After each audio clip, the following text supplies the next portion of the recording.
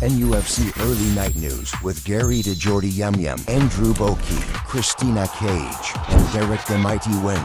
Weekdays from 8 p.m. UK, 2 p.m. USA. NUFC Talk. Good evening. Welcome, one and all, to NUFC Talk with myself, the Geordie Yam Yam. We've got the Mighty Win, and we've got Christina Tooney back. No Boki today. He's been to a funeral. Obviously, he's not feeling 100%. Like I say, I hope he's well. Anyway, and obviously, you know where we are if you want to chat, lad. So no Boki tonight. But like I say, we've got not a lot to talk about, but we've got enough to get our teeth into. And as daft as it was, I mean, bless him, Connor, with all his might, sent me this today. And it certainly puts a little bit of spotlight on it because we are now, according to this, the relegation battle with the remaining fixtures. And as you can see, top left-hand side, the Newcastle badge is actually on. It's official, ladies and gentlemen, out there. We are now in a relegation battle. I mean, before we get into tonight's show, I mean, this isn't a shock because obviously we've all known where we are. What's your thoughts now you've seen it in black and white then? Well, in colour. Well, I mean, it's what it says, you know. Mathematically, we are in the relegation battle. The same as mathematically, we're in the chase for a Champions League place. Yeah, that's how crazy the league is this season. Yeah, you know, it is. 8 points it is one incredible, way, isn't 8 it? points the other. Yeah. 12. You know, there's 12 to play for most teams. 15 for a couple. So you know, 12 points. Easy Europe anyway. And if we get none, and Spurs get 12, we're in trouble. But it's a long shot, isn't it? I mean, it is a long shot. Theoretically, Spurs have to win every game, and we've got to get less than 4 points from 8 games. Yeah. At current form, that at current form, I'm going to say, conceivably happen. Yeah, and the teams who've got to face. It's the Spurs getting 12 that I find difficult to see. Well, yeah, exactly. I mean, to be fair, they've changed the West Ham game now. Our last home game versus West Ham. It's a now 5:30 kickoff for it to be televised because I reckon it's one of the biggest 6-pointers of the season. So it was suggested. Sky Sports. That would only be, though, presumably, if it was only those two clubs involved, because kind of by decree, every game has to finish at, kick off at 4 o'clock. For that very reason, so that no team's got an advantage. But it's not the last game of the season, is it? If they knew, for example, that a point apiece would be enough to keep them up, then the gentleman's handshake, type of situation. Thank you, Prosaic in again. As always, and it's gone to Nutrion Strength. Oh, that's a good one. Nut Iron Strength, one of the two. Yeah, Nut Iron Strength. I like it. Nutrion Strength. Thank you, Prosaic. You're a gentleman. I mean, obviously, this isn't the last game of the season, so there will be different kickoffs. It's the penultimate game of the season, isn't it? Oh, It's sorry. I thought you said no. Last game. It's the last home game for Newcastle, isn't it? Right. Against West Ham. So, like I say, that's why they've given this one the clout, because I still think they're expecting, like you say, Spurs to get some points, but they've got some really tricky games coming up. If I'm honest, Spurs have got Villa away, Leeds at home, Chelsea away, and Everton at home. Yeah, that's what I'm saying. I mean, to be fair, we've got some tricky games as well, mate. You know, Brighton, Forest, West Ham. I mean, they're all vying at the bit, and obviously finishing at Fulham. Yeah, I'm going to say finishing at Fulham. For Europe. Yeah, exactly. It's not going to be an easy one. But there you go. Official, that is now, I suppose. We are in, according to everybody, in the hunt for relegation. So, Christina, I didn't get your thoughts on what you've just seen there. Sorry, sweetheart, I've cut you off. What was you going to say? No, it's okay. I was just going to say, when it comes down to that West Ham game, the Sky Sports would love it if that game was one that saw us going to the relegation zone. They would absolutely love it. But Yeah. I don't see it happening. I mean, the thing is with that run of games, I mean, a couple of the teams have quite difficult games. Like I think it was Nottingham Forest have Manchester and us to play against. Tottenham have got Chelsea to play against, although that's, that might not be as big a game as it would normally be with everything that's going on at Chelsea. But two of the games that we've got in that last run are against two of the other teams that's in that bottom, that higher bottom four, if we want to call it, from 14th to 18th. So they're going to be massive games. And to be fair, if the teams that are below us manage to beat us, I mean, we can't really, argue with where we end up this season. But if anything from the weekend is to go by, I would think that we're going to survive. In fact, I would imagine if we play the next four games, as well as we played against Arsenal in part, I don't see us losing another game. Well, I between now don't and want the to end of be the a season. curmudgeon of doom, but the last team to go down with more than 40 points was What do Bournemouth. we? Oh. Yeah. Oh Yeah. no! While they were fairly Yeah. And they went down on goal difference on the last day of the season. Oh, But Was that Forest you're gonna Forest have have to. got Chelsea away, Newcastle at home, Man United away, and Bournemouth at home. And just in between that little lot, they've got a Europa League semi-final, two Europa League Two semi-finals Europas, I was going to say, yeah. against Aston Villa. Yeah, it's going to be. I mean, like I say, there's a lot still to fight for, as well as obviously keeping in the Premier League. I would suspect that Forest's focus will be on beating Aston Villa. Do you think? Do you not think survival in the Premier League is the bread and butter, though? What, rather than getting in the Champions League?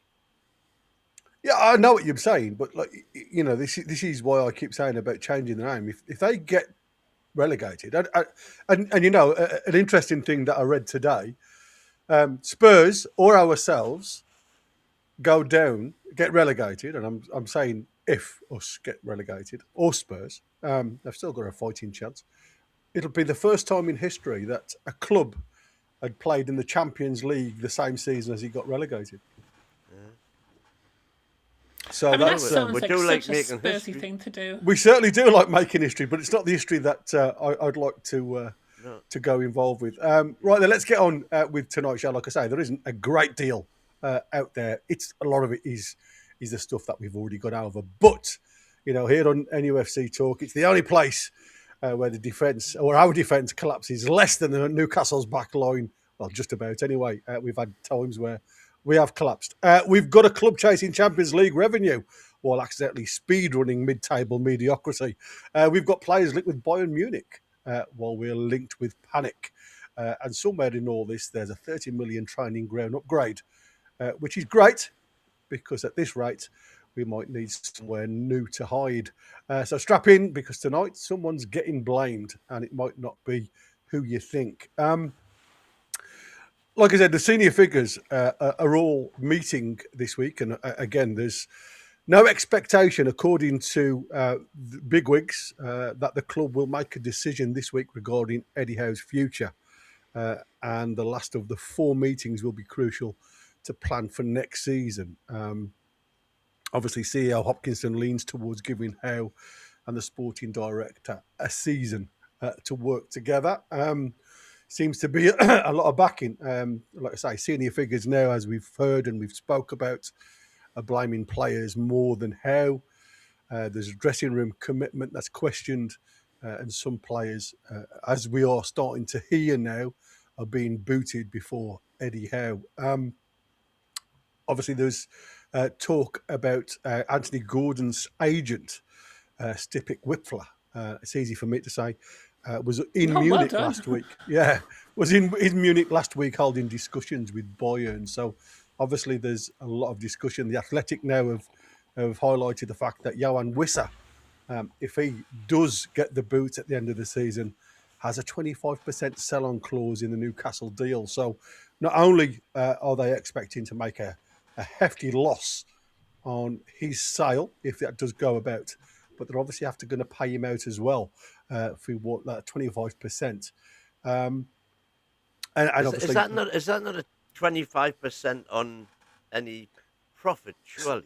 sell-on clause, yeah. So whatever they make, they've got to give him 25% of whatever he goes Whatever for. they make. Well, we're not making anything.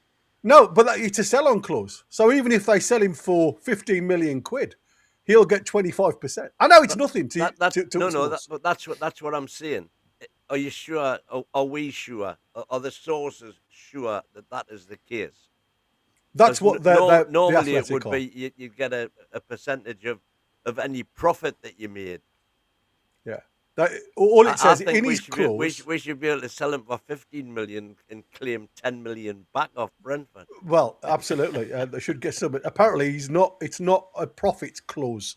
That's what I've been told. Right, okay. It's the Athletic are saying that Wissa has a 25% sell-on clause within his deal, within his contract. So whatever Newcastle get for him, that's why for me, the ideal situation would be for him to go out on loan.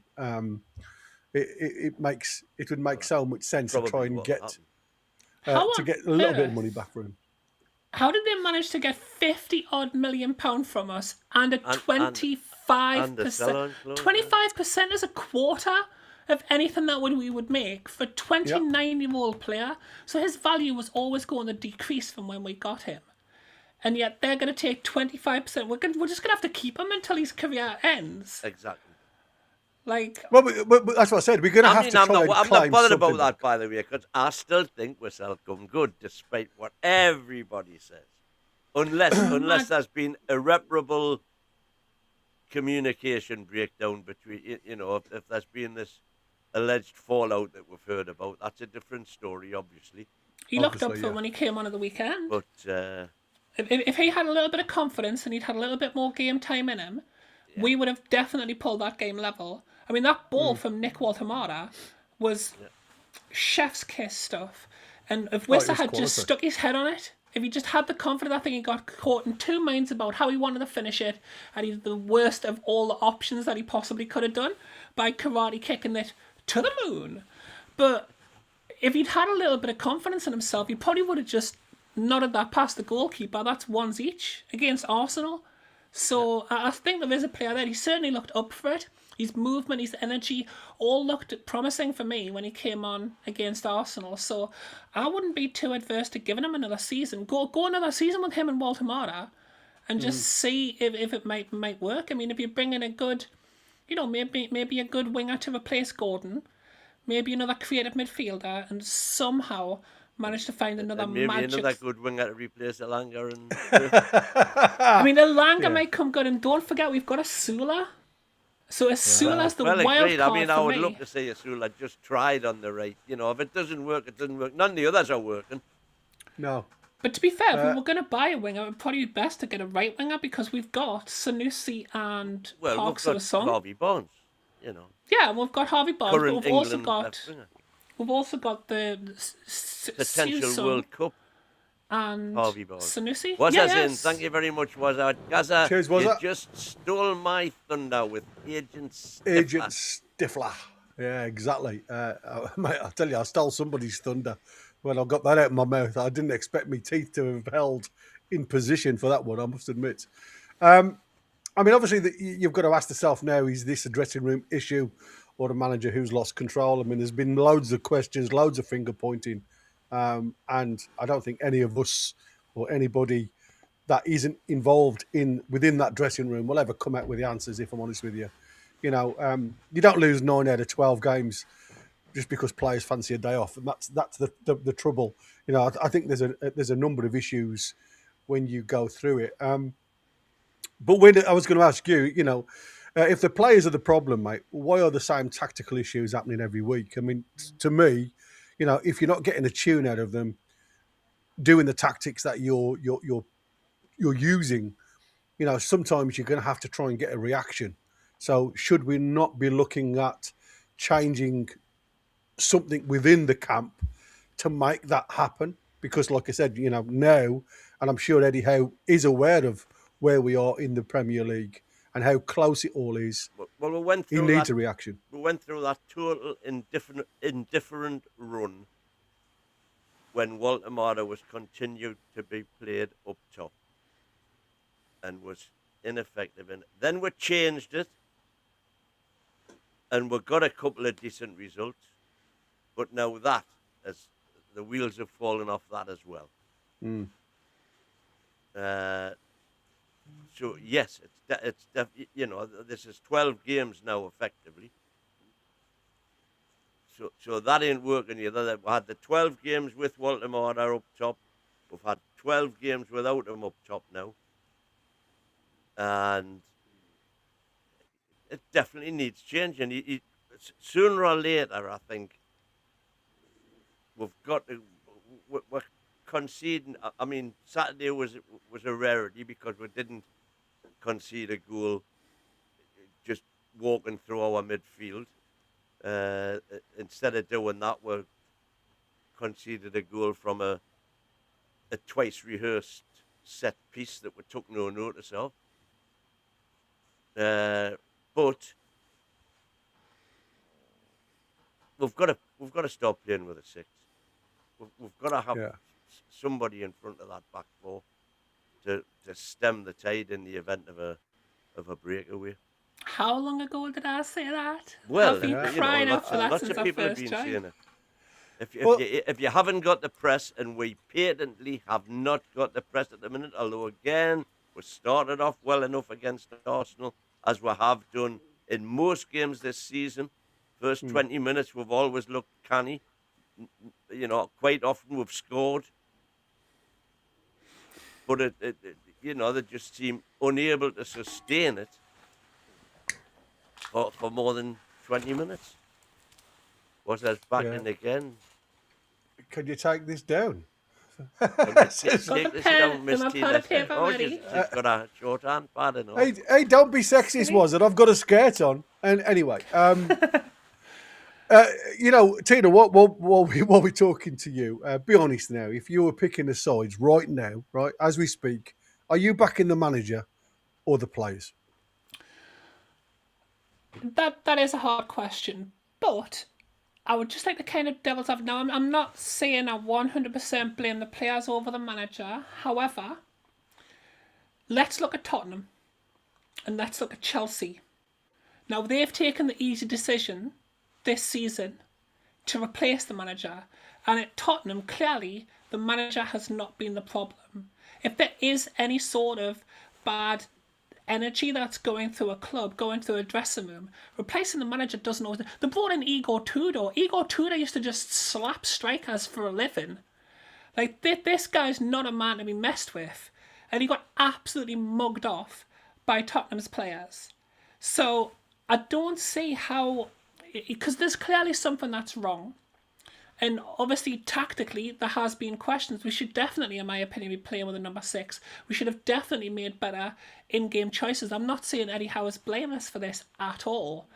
But what I would say is that sometimes just making the decision to change the manager isn't what fixes it. Maybe getting rid of Gordon, getting rid of anybody else who's reacted badly to the fact that we sold Isak and that people have been, a little bit not feeling the vibes here. Get rid of them, have a clear out, and see if Eddie can bring the magic back with a team of players who are putting it all on the line for him.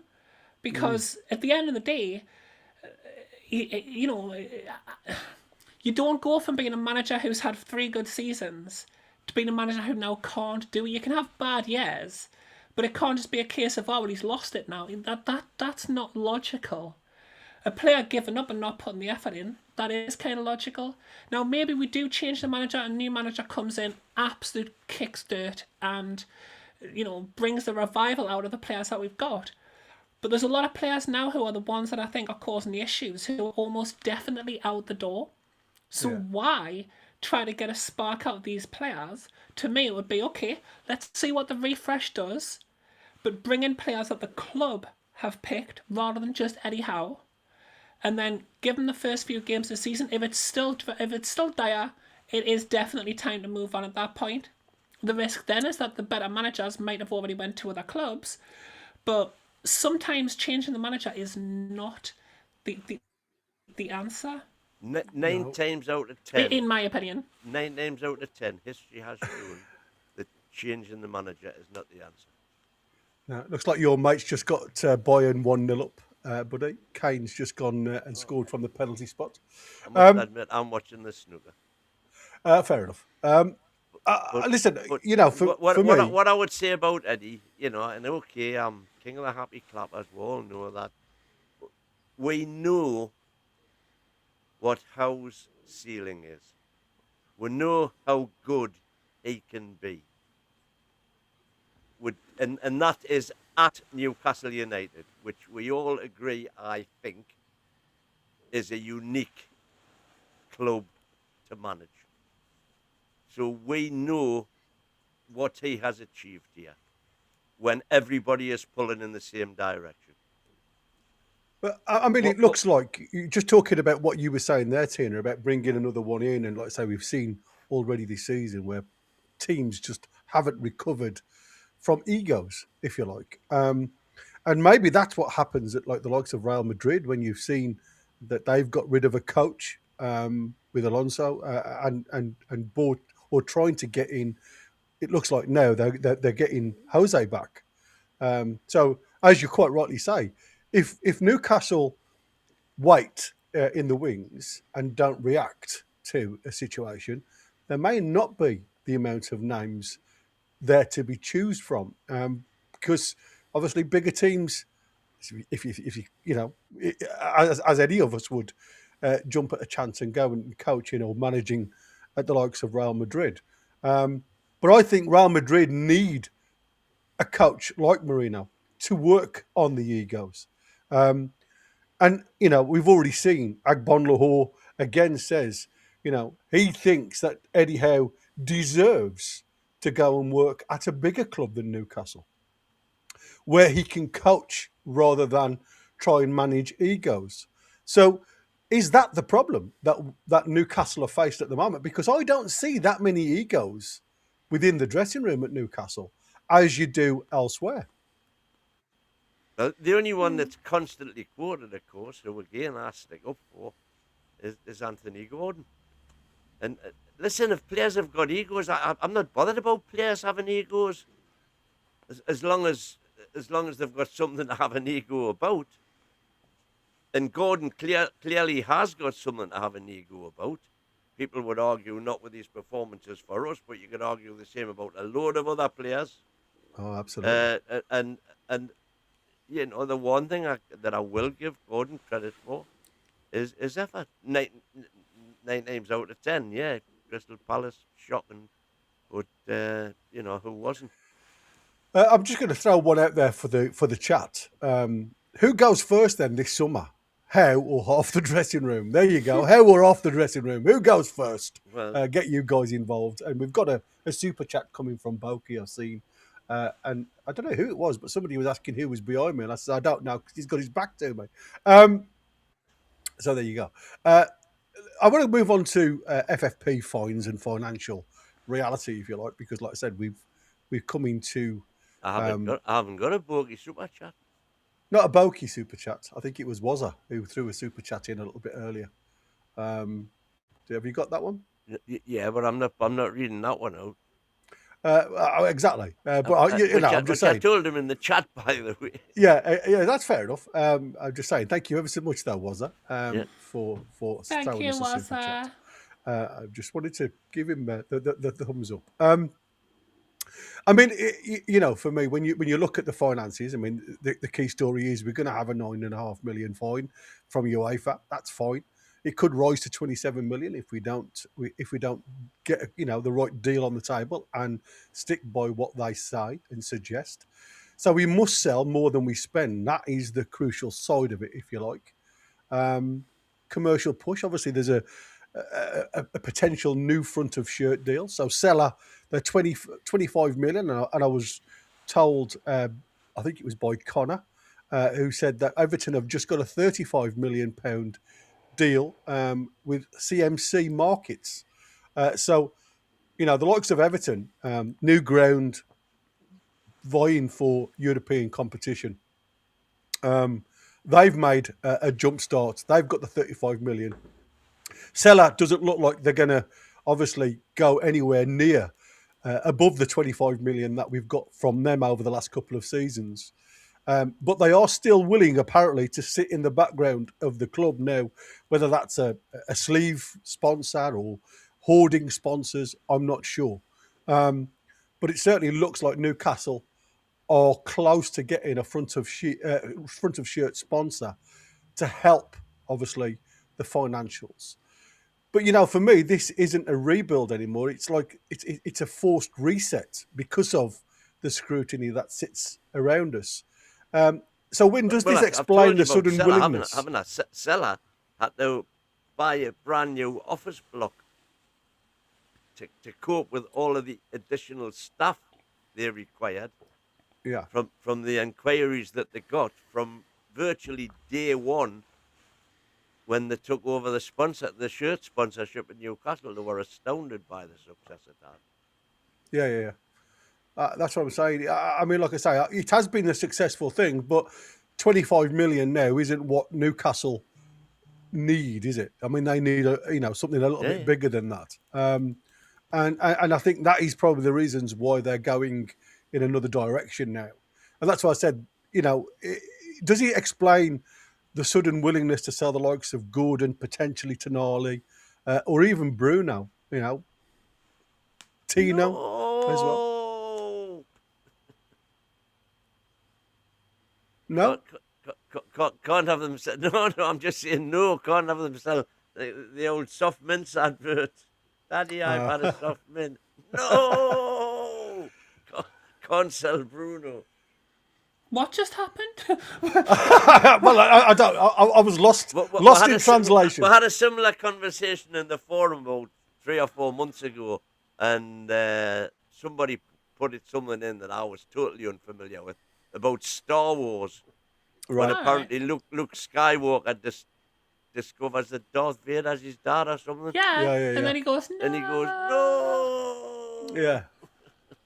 Yeah, I mean, I saw that one today, which made me laugh. But it says Darth Vader's a Geordie, and you get Princess Leia, who's telling him where she's from, and he says, if I keep talking to you, like I'm gonna miss me Greg's bacon sarnie and stuff like that. It's gonna be cold. So pee off, he says, and I'll talk to you later. I'll tell you something now. I loved it because it was done in a Darth Vader type of. Shh, I'm your father. Look. Well, it was superb. Made me titter. I've met the guy who played Darth Vader. I was going to say, I thought you'd said met Darth Vader. You should just get off them tablets, mate. I met actual Darth Vader. His hands are massive. Well, hey, that's another story. That's another story. No, I mean, like, his hands are like the size of my head, easily. Wow. Yeah, he's a big lad. Tony T is saying, thank you, Tony, for your super chat. This reset idea makes me laugh. We got 5 replacements last year and 1 loan. So the idea of the message getting old is a bit feeble. Hashtag found out. Yeah. So I'm guessing he's referencing there that he thinks Eddie Howe's tactics have been found out.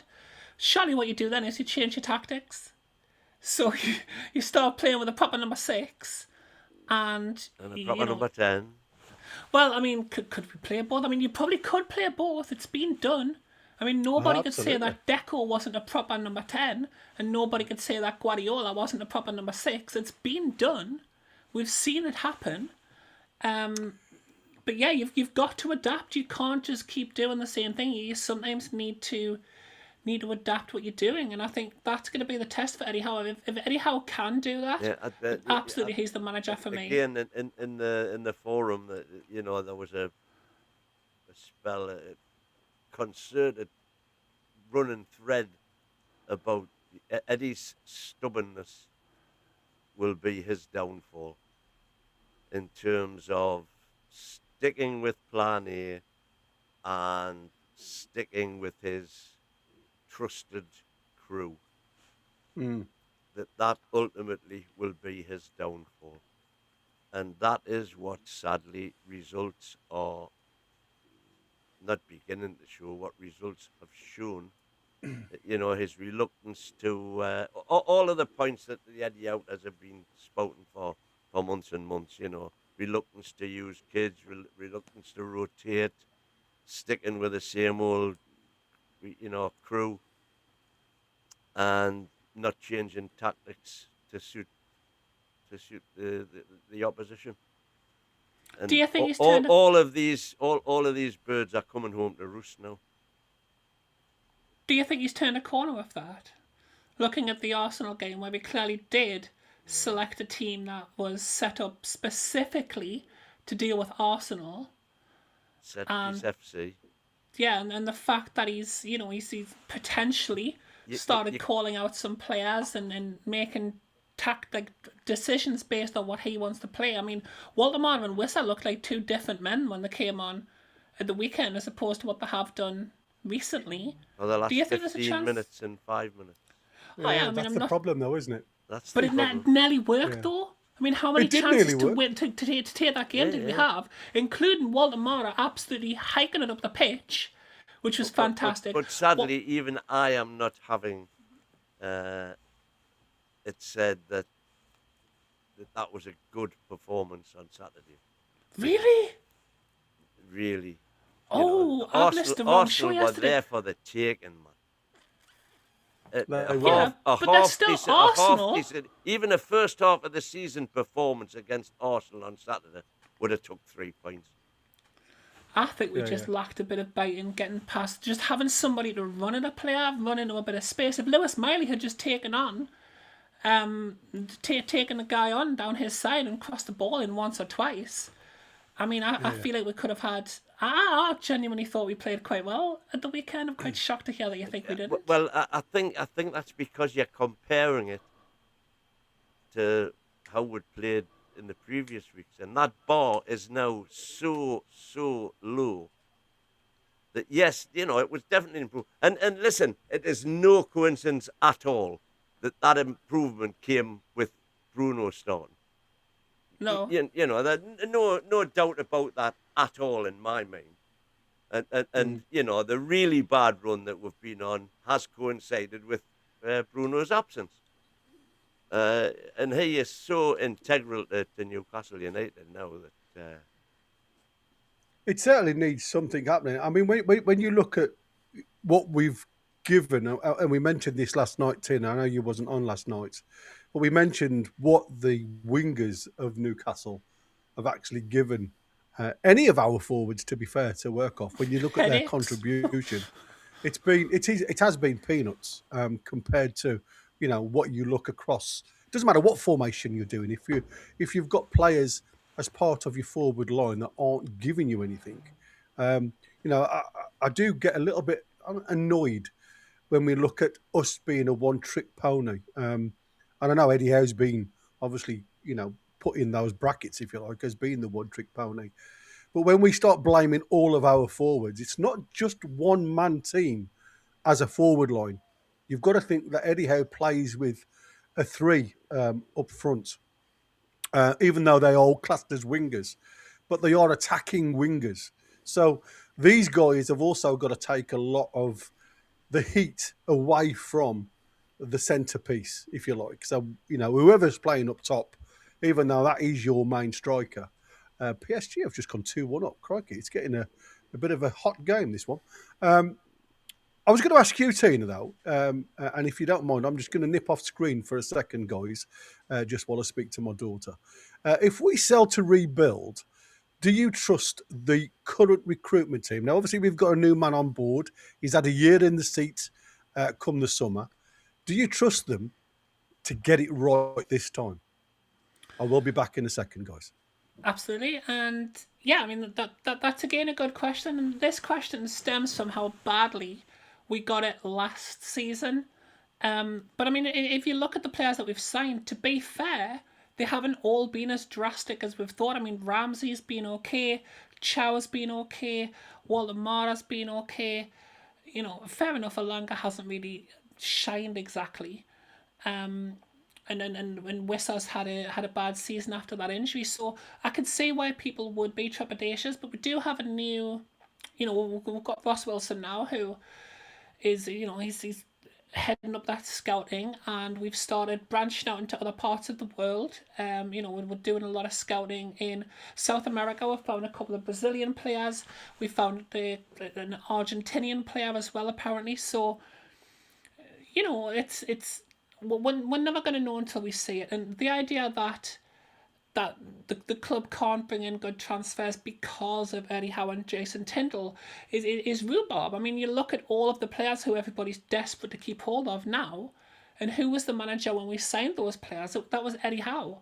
So, you know, when he's not the one who's making the final decision, and he's, you know, or when he is making the final decision, but he's not had to do the whole process himself. His history kind of speaks for itself, that he can find good players and bring good players in. And we can end up with a really good team because of it. I think the recruitment has to be right from the very start. Like, we need to have already started scouting people, which apparently we have. And we need to make sure that the players that come in fit the project that we need. So buy players who are going to fit the tactics would be first and foremost. Like, I think if we've had enough time to look at it, don't just pin your hopes on, like, okay, I've been trying to get Trafford for 2 years, let's get Trafford. Like, let's not do that this time. Let's look at who's going to fit, right? We know the positions that we need to strengthen. Let's strengthen it with things that we can look at and think, okay, if I had this player, I can do this. So I wouldn't say that last year has put me completely off the idea of Eddie and this new, like, backroom team getting this right.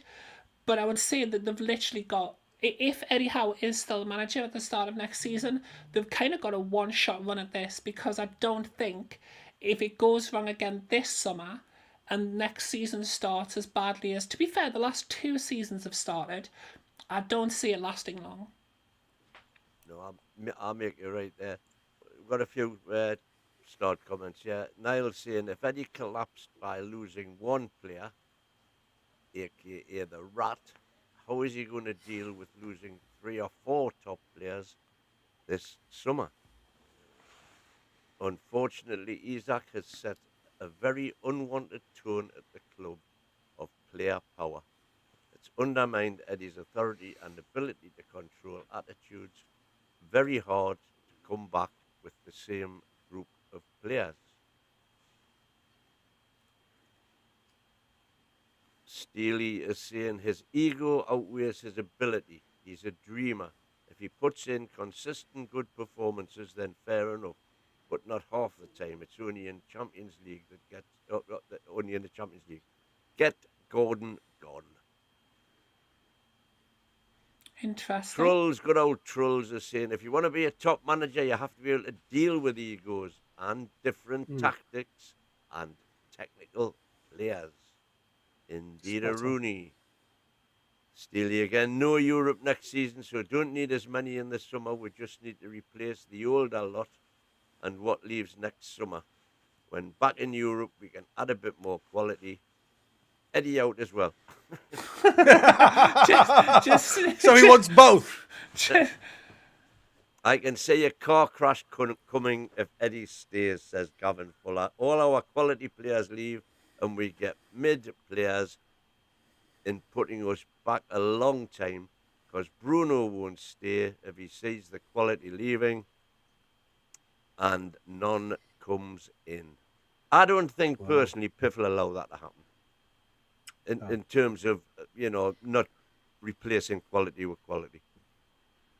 Niall Powell, it is though, lol. What is? Not sure what that was about, but I've been saying all year the Prem should come We're obviously first, having a not chat last. together. Eddie would be safe now, because that's what you get judged on, the bread and butter. Anything else is a bonus. It was a nice bonus, though, wasn't it, while it lasted? We absolutely have to find other ways of playing, says Kev, which isn't just 4-3-3. We've been doing it for 5 years now, and it's obvious that anything that we've been worked out. Well, there's certainly a lot of truth in that statement. But who was also there when we signed Gordon, Botman, Bruno, etc.? Amanda.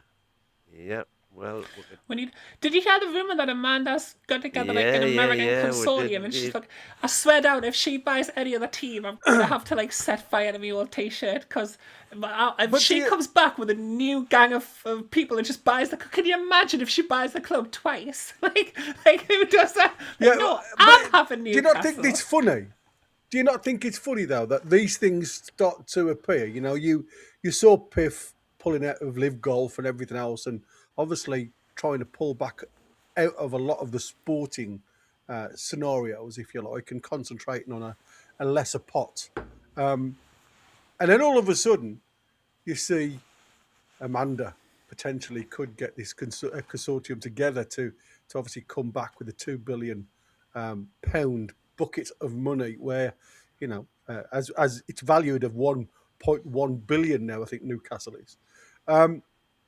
I mean, I think it's just a coincidence when you hear all the noise of PIF obviously reducing some of their sporting issues, especially the Live Golf stuff.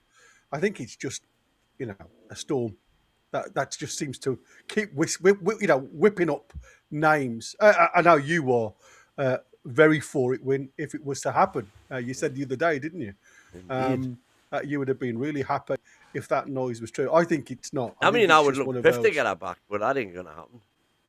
No, I think that sailed. That ship sailed. Sorry, Sip has sailed. Yeah, absolutely. I'll be devastated. So the rebuild then. West Ham. Two seconds, Steve, yeah, exactly. Steve, we can't keep spending £50 million a time on players, especially when we're making bad signings. That was all the super chat.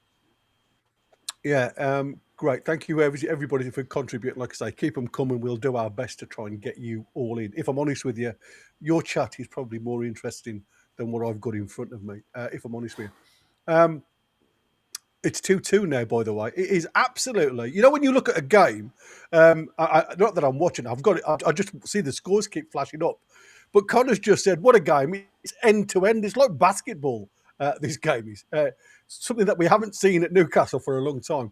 The rebuild then, smart or a scramble, if you like. So Ross Wilson is leading the rebuild. A younger squad is the strategy. Mass exits through the door. We've already seen the likes of Lascelles go. Trippier, Shaw, Kraft, Ruddy are gone this season. Wissa Sale is possible. Tonali's still uncertain, even though he has said that he wants to get it sorted before the World Cup. He wants stability. There's still a Ugarte swap talk going on behind the scenes between both Uniteds. This isn't just one or the other. Manchester United want 35 million. They would accept it. And apparently the sticking point is what Newcastle want for Tonali, because the other United aren't looking for it. But I'll tell you something now. I'd be gutted if we lose Tonali to Manchester United. Absolutely gutted. Well, so this isn't evolution. I mean, Agati, I thought was a player at one time. I know I did, you know. But I saw another player who's come to the Prem and just hasn't lived up to the hype. Yeah, was as in there saying, Tina, what's your top tonight? Can't work it out. I can say the badge. Yeah, well, I've got my Newcastle United training top on, and I've also got a tie-dye top, which has got something along the lines of, it's okay if all you do today is breathe. It's like for mental health awareness. All right.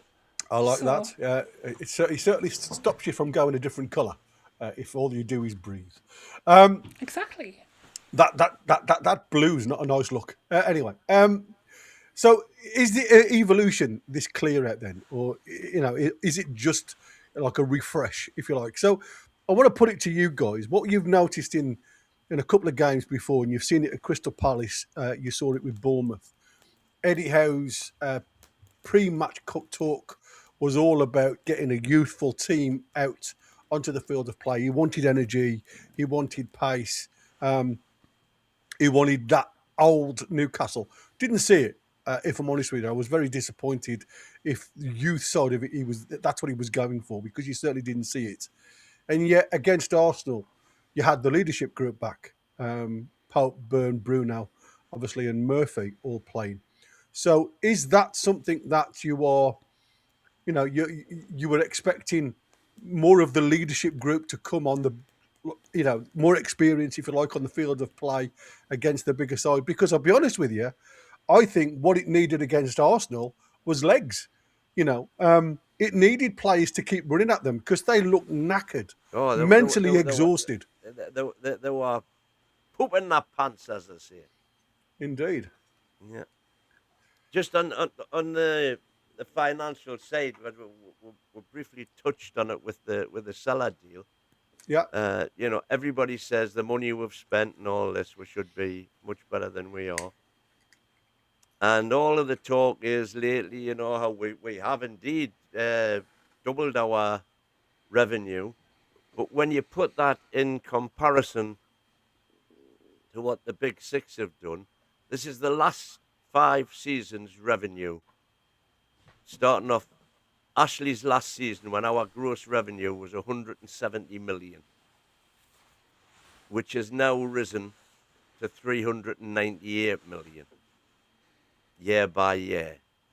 But during that time, when we're on 170 million, Man City were on 645 million. So we were a quarter of what their revenue was.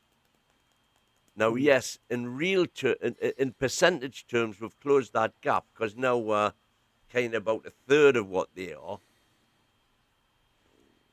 But nonetheless, they've gone from being 400 million ahead of us to 500 million ahead of us. Liverpool have gone from 550 to 718 million. So they are now nearly 400 million ahead of us instead of 380 million ahead of us. Man United have gone to 781. Again, the gap. That's 23-24 win, not 24-25. It's 793 and 836 for Liverpool. 558 to 793. Yeah. They've gone up 200 million. So have we, but the gap between us is still 400 million. What virtually half Man U's revenue. If they were 800 instead of 793 and we were 400 we're still 50% of their revenue. And these are the gaps that Arsenal have that's gone massive, hasn't it? Yeah. Arsenal went from being 200 ahead to 500 ahead, 450 Is that ahead. just because of the new stadium, do you think, Win? Well, that's what helps. Of course it does. Well, obviously, they've been in the Champions League as well, back-to-back, haven't they? Which also helps massively. And it's a historic thing. Since the TV generation is what I call it, since the Premier League, we were nowhere to be seen. We had the entertainers at the very start, and then Ashley took over, and we just dropped like a stone, as everybody knows. And that is when the global popularity of the Premier League grew exponentially, and we were nowhere to be seen. So everybody now, people who would never have heard of Chelsea 20 years ago abroad, or Chelsea are up there now because they've won ex-European Cups, ex-Championship, the whole work. Same with Man City. Man City were a big club, probably about the same size as we were at the time, but now they're number 1, 2, 3 in the world kind of thing. And Liverpool have always been there since the 60s. But again, during the Premier League era, they've regularly been winning Champions League or competing in Champions Leagues that we haven't been. And that's when the revenue gap just, grew like topsy. So, and then it didn't help that we had Mike Ashley, who wasn't interested in commercial revenue at all. He just wanted an advertising hoarding for Sports Direct, which he got. Thank you very much. And made a lot of money out of it. So we are where we are. So despite the fact that we are growing, so is everybody else.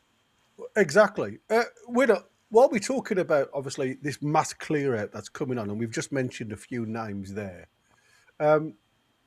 if we're losing leaders, Who replaces the dressing room presence?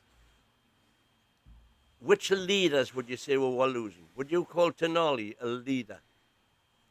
No, I certainly wouldn't. I certainly don't class him as that lead on the thing. But if you look at Trippier, Shaw, Trippier, sir. you know, And they are Burn. the ones that are going. Like I say, they reckon that Dan Burn potentially could be lesser involved next year because they want to bring the age group right the way down. Yeah, So, rightly so. and the reasons why Ruddy apparently was brought into the side was because of that leadership mannerism that he has within the dressing room. So if he's already said he's gone, I mean, he wants to go into the director of football post, which is quite funny if you ask me. But that's his aim, that's his project. I mean, obviously Trippier wants to continue playing football at a level that he feels he can play at.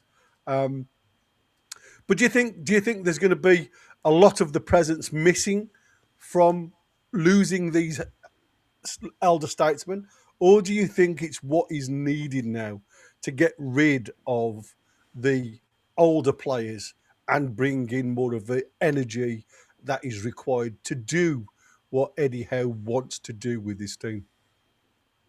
But you've got to look at the evidence. You know, whatever it is that the leadership group are supposed to be bringing to the team, it isn't working, is it? No. You know, the results are not crying out, yeah, this leadership group's working on other. They're doing the exact opposite. They're crying out that it's not working. But to address your original question, you know, yes, we're losing trips, massive influence. But is that gone now? Is that having less effect now? Gordon, leadership influence? Probably not. Tonali? Probably not. Tino? Probably not. Bruno, massively. So, like I say, I think if we lose Bruno, we're literally back to square one if we lose Bruno. Yeah, I agree with you, mate. To be fair, I think, like I say, Bruno does seem to give us that little bit more of an impetus. Tina, if lowering the age profile, is it smart or just cheaper?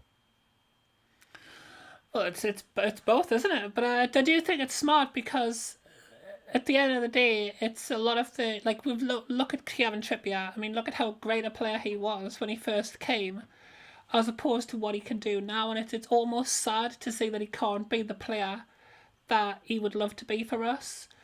You know, you do. I think having a more youthful squad means you've got a bit more fire in the belly, a bit more determination to prove themselves. I think you do run the risk once you've got all the players, and you do need experience to a degree, but you need experience that's like a consummate professional. I mean, Trippier had that, but unfortunately, like to be fair, he hasn't always had it. But you know, players like Shaw, very level-headed, very good at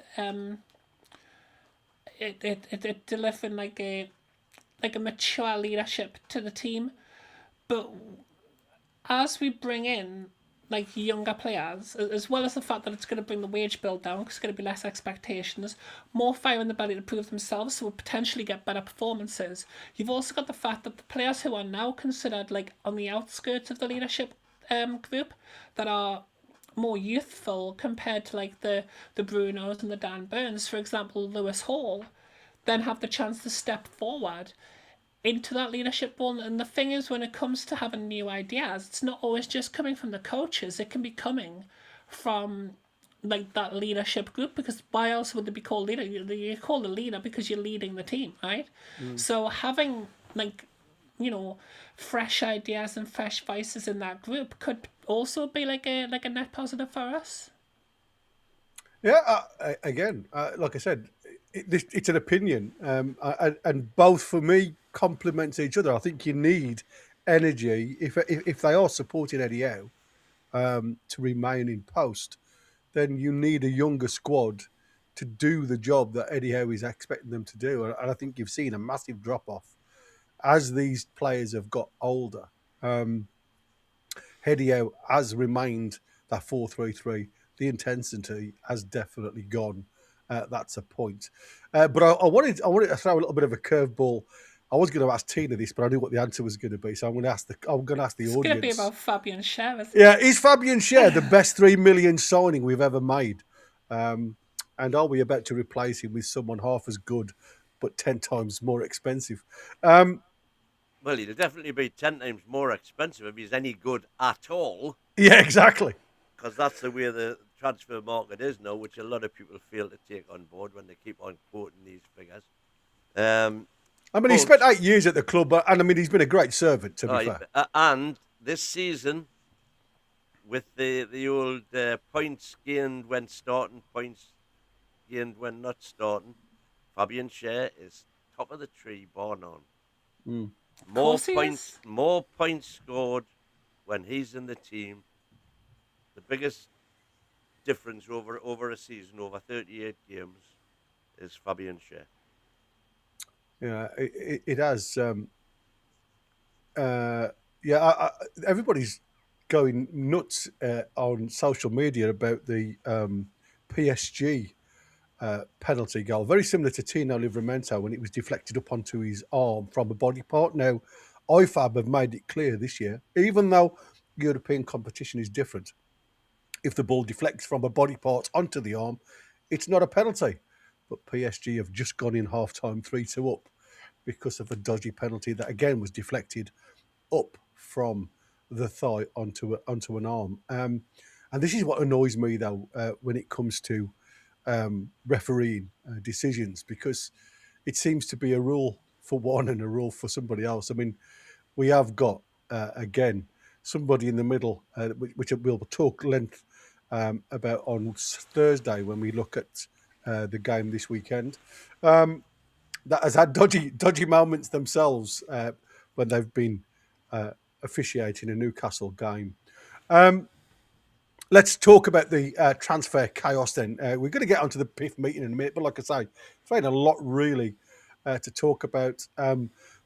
Probably Wednesdays, unless there's something comes and happens, what we're going to try and do Wednesdays, potentially look at all of the names that have been linked with Newcastle and do like a little transfer show or something like that. Something different Wednesday. We'll see. We'll see what happens. But like I said, at this present moment in time, it could be just, like I say, signatures.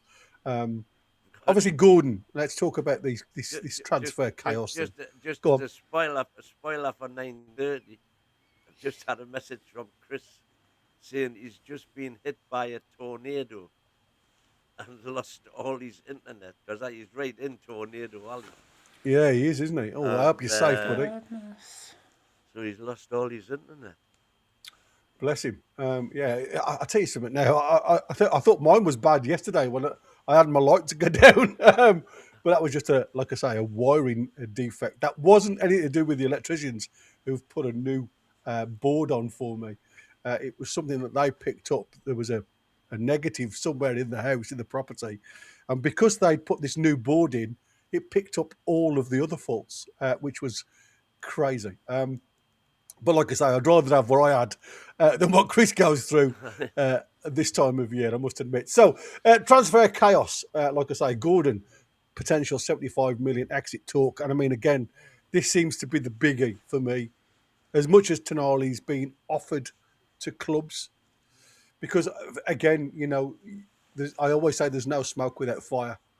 I think Tonali wants whatever is on the cards to be done well before the World Cup starts. He wants to be settled. I don't know why he's not going to be there. Well, he could be because they're still talking about Iran being thrown out because of the war. But the Asian Federation are saying that if Iran are thrown out, it's got to be the next Asian nation that replaces them. Well, I'm just saying. Yes, Italy would be next in terms of world rankings. Yeah, well, they were the next runners-up, weren't they? The highest runners-up, Italy. That's why they're suggesting Italy will get it if Iran do. I mean, no doubt Italy will get it because who would FIFA rather have at the World Cup? Iran or Western Samoa kind of thing. Yeah, exactly. And like I say, we know there's Sorry, definitely Italy there. or Western Samoa. Western Samoa, yeah. South American talent, obviously, the strategy seems to be rife with Conchacao, Mech, and again, you've got to think of other names. Like I said, I've already mentioned the likes of Bowen, that Newcastle have been in touch with Yes, West Ham. If please. they do go down, Bowen has got a release clause Well, for listen. relegation. I tell you what. If Spurs go down, I'll have Kulishevsky. If West Ham go down, I'll have Bowen. How about that? Yeah, absolutely. I mean, like I say, some of the names that we've been linked to already, the likes of Bakayoko, Maza, to name but a few. And like I say, we'll go through a Is lot of Bowen them not in like tomorrow night. 30? No, is he 28 or something like that? 27, 28. 27, 27, 28, something like that. 27, 28. Yeah, indeed. I was going to ask you guys though. Is it building a project or just collecting names? Because every single day, all I see is a 30 list in of names. December, in fact. Oh, is 30, he? there He's we go. 30 in December. Wow. Yeah. I didn't Sometimes- think he He's was still that got it. Sometimes He's I'm still right. got it. Well, Oh, that's what Becca, I said. you You've won won. I this think with that that probably question. precludes him coming here, though, because they're definitely trying to lower the age profile. They are indeed. If Gordon goes though, who replaces his outputs?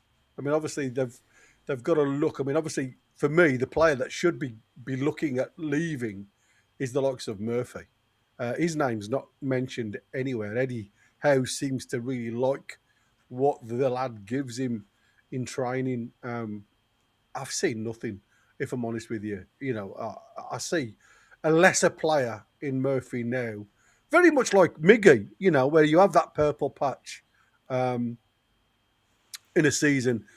I think that's what you've seen with Murphy. I think you saw a little bit of a purple patch where everything looked rosy because you had, obviously, Isaac in the middle.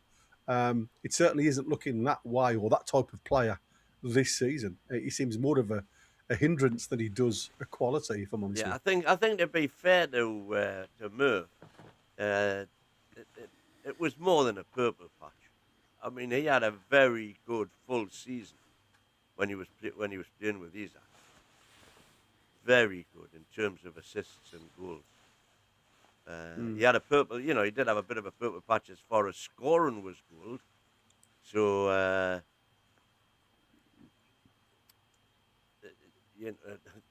yeah, Chris is saying he's definitely not going to make it tonight unless something remarkable happens. Sorry, I was just sidetracked there. That's all right. Yeah, I think to say Murphy was a purple patch last season is a bit harsh because he was very, very good all season in terms of supply. Yeah, like we said, when Liverpool bought the iPhone, they should have bought the charger as well, and that was Murphy. That was Murphy, yeah. But he's been poor this season. He's been far from the player that we've seen now over the last two seasons, haven't we? Even if you look at delivery, I mean, you can, like I said, for me, you can blame any player on the field of play if the quality of the balls are there and nobody's on the end of them. But we haven't even seen that win. I mean, so I just think it's, we're far from being. And I mean, he's 31 in February, so. Yeah, he'd be the first one I'd get. What do you think, Tina? Somebody you'd see or happy to see gone, or is he something that you like? Actually, my answer to that would be both of those answers. To be fair, I do really like Jacob Murphy. I love his attitude. I love his smile and his energy. I love everything about his personality that he brings to the team. In regards to performance, I think he's always been like a solid player, and a couple of under Eddie Howe, he's been like one of the revelations when he's played, and he is a player who does have a decent cross and isn't scared to have a shot. So I would be disappointed to lose that, but at the same time, he is 31. This season hasn't been great, but then again, a lot of the team haven't been great this season. I mean, you could definitely argue Eddie Howe hasn't been great this season. So, we've got to kind of look at like the context of what Could they're you about. can you see Jacob Murphy being part of a super successful Newcastle United side? He was last season. Can you see it happening again without No. Jesus? No. No. And sadly, I do that's not. exactly where I am. And that's where I was coming out. He's 31 years old. This season hasn't been his best. And You surely... could even argue it took him, albeit he was in competition with Miggy, but it even took him 3 years to build up that relationship that he ended up having with the Rat. And we can't afford for another such relationship to build up, which is why it's all very well saying integrate Walter Mara, build a team around him, but that's how long it. He's that first season here. He only got 10 goals or something.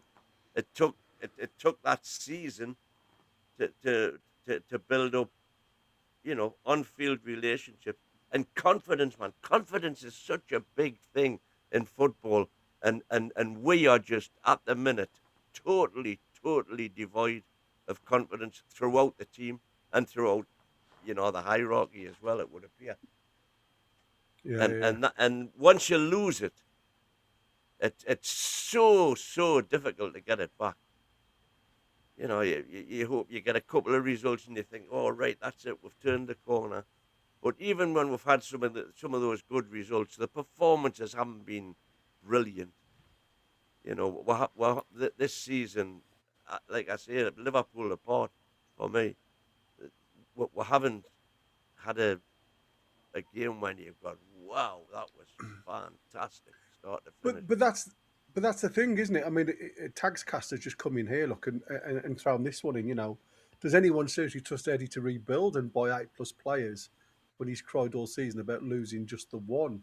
And the problem is that one created so much of a difference for us up top. It was. I'm just getting a little bit of a message built a here. team around him. That was the point. It seems to be deeper Jose Mourinho is expected to become Real Madrid manager this summer. Madrid willing to pay off his 2.6 million get-out clause in his Benfica deal when the season ends. There you go. Should have went from when I mentioned him. We could have had Jose Mourinho by now. That will silence a lot of the Eddie out, as I suppose, because he is the golden boy for a lot of them. Yeah, I mean, for me, I just wonder if PIF have this meeting on, this week to start. Today. It's tomorrow, I think, isn't it? Yeah, tomorrow. Starting today. If they said, look, Eddie's going, and if they went to Mourinho right now, and said, forget about Madrid, you've been there, done that, got the T-shirt, come and take a proper job on, you little magpie, you. I think he would come. I think he would choose us, and I think it would be fantastic. You little magpie, yeah. I think they should have you as the salesman. Well, that's what he calls himself. Yeah, of course, absolutely. The little magpie. Steve has come in with some names, obviously, that we were, linked with. Bacola, Douay, Kvaratskhelia, Elise, Osimhen, Garasay, Ekatike. Yeah, I mean, he's had an absolute stinker. For me, he's been brilliant. Like I say, I look at him down this right-hand side, and I'm like, oh my God, what a difference somebody like he could be at the Toon. And I think that's what it's needing. That's what I said. There's a lot of faith lost in what we've seen from the summer signings because it's just not worked. And I mean, seriously, let's throw it out there in the chat. Who for you two has been the player that has shone out of the recent signings? Out of summer, last summer? None of them have shone. I mean, there's only one, probably Chow, isn't Chow, there? you could argue, has had some great games, but he's also had some stinkers. Had some nightmares. I'd go with Ramsey and Waldemar. I think Waldemar, when he came in... You cannot say Waldemar. Really? Do you not think? Okay, so he bagged as many goals as Isak scored his first season in his first 9 games, and fair enough, he's then fallen off the boil for us. But I mean, he's Fell off the boil. yeah. I mean, okay, I'll remove Voldemort, but Ramsey, surely, like, Ramsey has eventually shown a little bit. Nothing, hasn't. I wouldn't, again, I don't think it's an upgrade on what we've got. I think what Ramsey has given us is a little bit of a platform. As in, to me, he was like Miley. You know what I mean? He's a Miley, isn't he? He'll come into the side, he'll do a job for you, but he's never going to take the club forward. I always questioned the Ramsey deal when we did it. But Voltamada, I must admit, when I was listening to you guys in the late show yesterday, I had to agree with what Kev was saying about Voltamada. I don't think a lot of this is his problem. I think he is a great player from what I've seen. You saw that little bit of skill with that ball over the top, beating Arsenal's line. It was a beautiful ball for Wissa to try and get and do something with. So he's got it. You can see that. That is his rule. Yeah, but that's what I said. I mean, I said he's a hybrid. He's one of those players where, to be fair, you could probably put anywhere on the field of play and get something from him. I don't think you're necessarily going to say, is he a number 9, is he a number 10? Because I think, like I said, he's a link-up player. He's one of them players where you go and say to him, just play. Just go and play. Go and play in the slot where you feel comfortable. That's what I would love to see from Voltamada. Don't go straight up top. If you've got somebody else that can play with you, just go and play within those lines and see whether you can pick the ball up. I think sometimes when you put Voltamada in a fixed tactic, you don't always see the fruit of the trees. I think when he played with 2 men up top going towards the end of the game against Arsenal, when he was chasing the game, you saw what the lad can produce, and I think he's there. But I agree with what Kev said last night. I think Eddie Howe trusted him. That's why he put him in midfield when we had all those injuries, the midfield injuries, and we were down to the bare bones. I think Eddie Howe just saw somebody with that playability. And he threw, it's like putting your body on top of a grenade. It's either going to work for you or it's not. And it unfortunately, I don't think it did work very well for him. But I think Voldemort proved after his little purple patch, when he scored 5 goals from 6 shots, because that was all he had on target, he proved that he was not a number 9. And the way he plays as a number 9, me and Chris have had this out a million times. He doesn't attract the ball. He just allows himself. He's not. For me, he's not mobile enough. He attracts the centre halves, and he can't get away from them when they're on him. So you cannot get the ball. You cannot get the ball to him. Did you not say something? So Eddie's plan was, if I drop him back, he'll become more involved. We want him more involved. If I drop him back, he'll become more involved, and he certainly did. Yeah. He did become more involved. The problem was he dropped too far back, and he hasn't got the pace to then get on the end of stuff when we do create it. How many chances has he missed this year? And the reason they don't show up as chances is because he doesn't get there. But he's been like half a yard behind on numerous occasions this season. At getting to a ball that he could have been onto. For me, no, I mean, like I say, I'm not disagreeing with you. I just think, for me, there's a player there that could quite easily become part of a system. Like I say, I just don't think we've really ever got to the bottom of what's his best place within this system. There's something for me that tells me that this lad needs another body alongside him to work really well.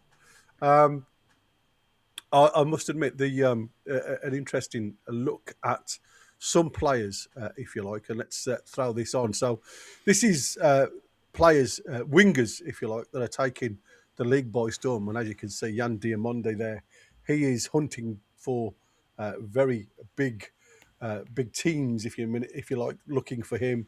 Nico Paz, I think he's another player for me that's absolutely doing wonders in Serie A with Como under Fabregas. Kenan Yildiz, another player that we were very much linked with.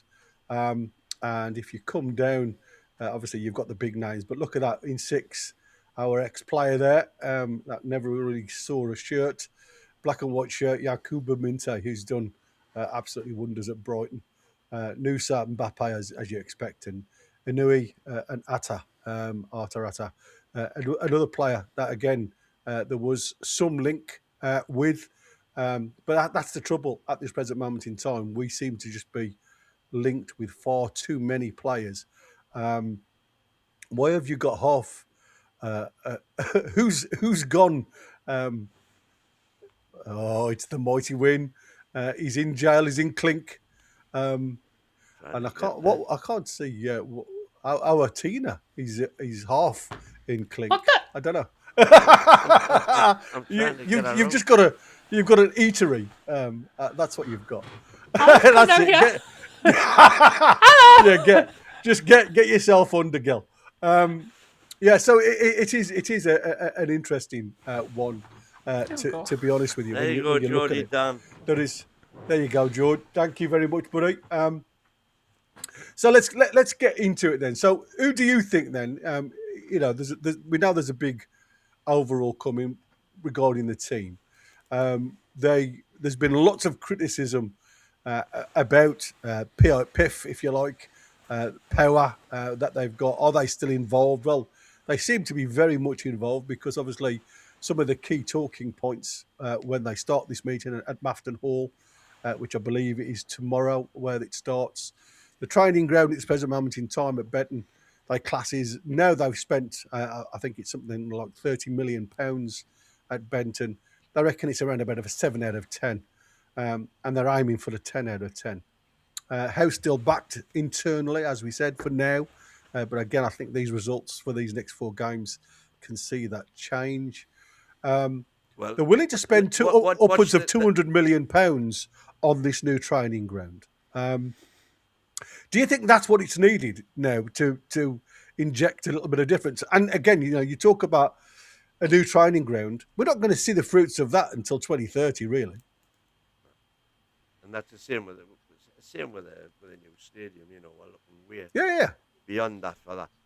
So to me, whether they back Eddie or not, come the weekend will be very, very much dependent, because they're all going to be there at the match on Saturday, and it will be very, very dependent upon how the crowd reacts on Saturday. Because you can say what you like, but I've said for long enough, the one thing that directors of football clubs take notice of is the home crowd's reactions on the day. And if it's another poor performance, I fear the worst.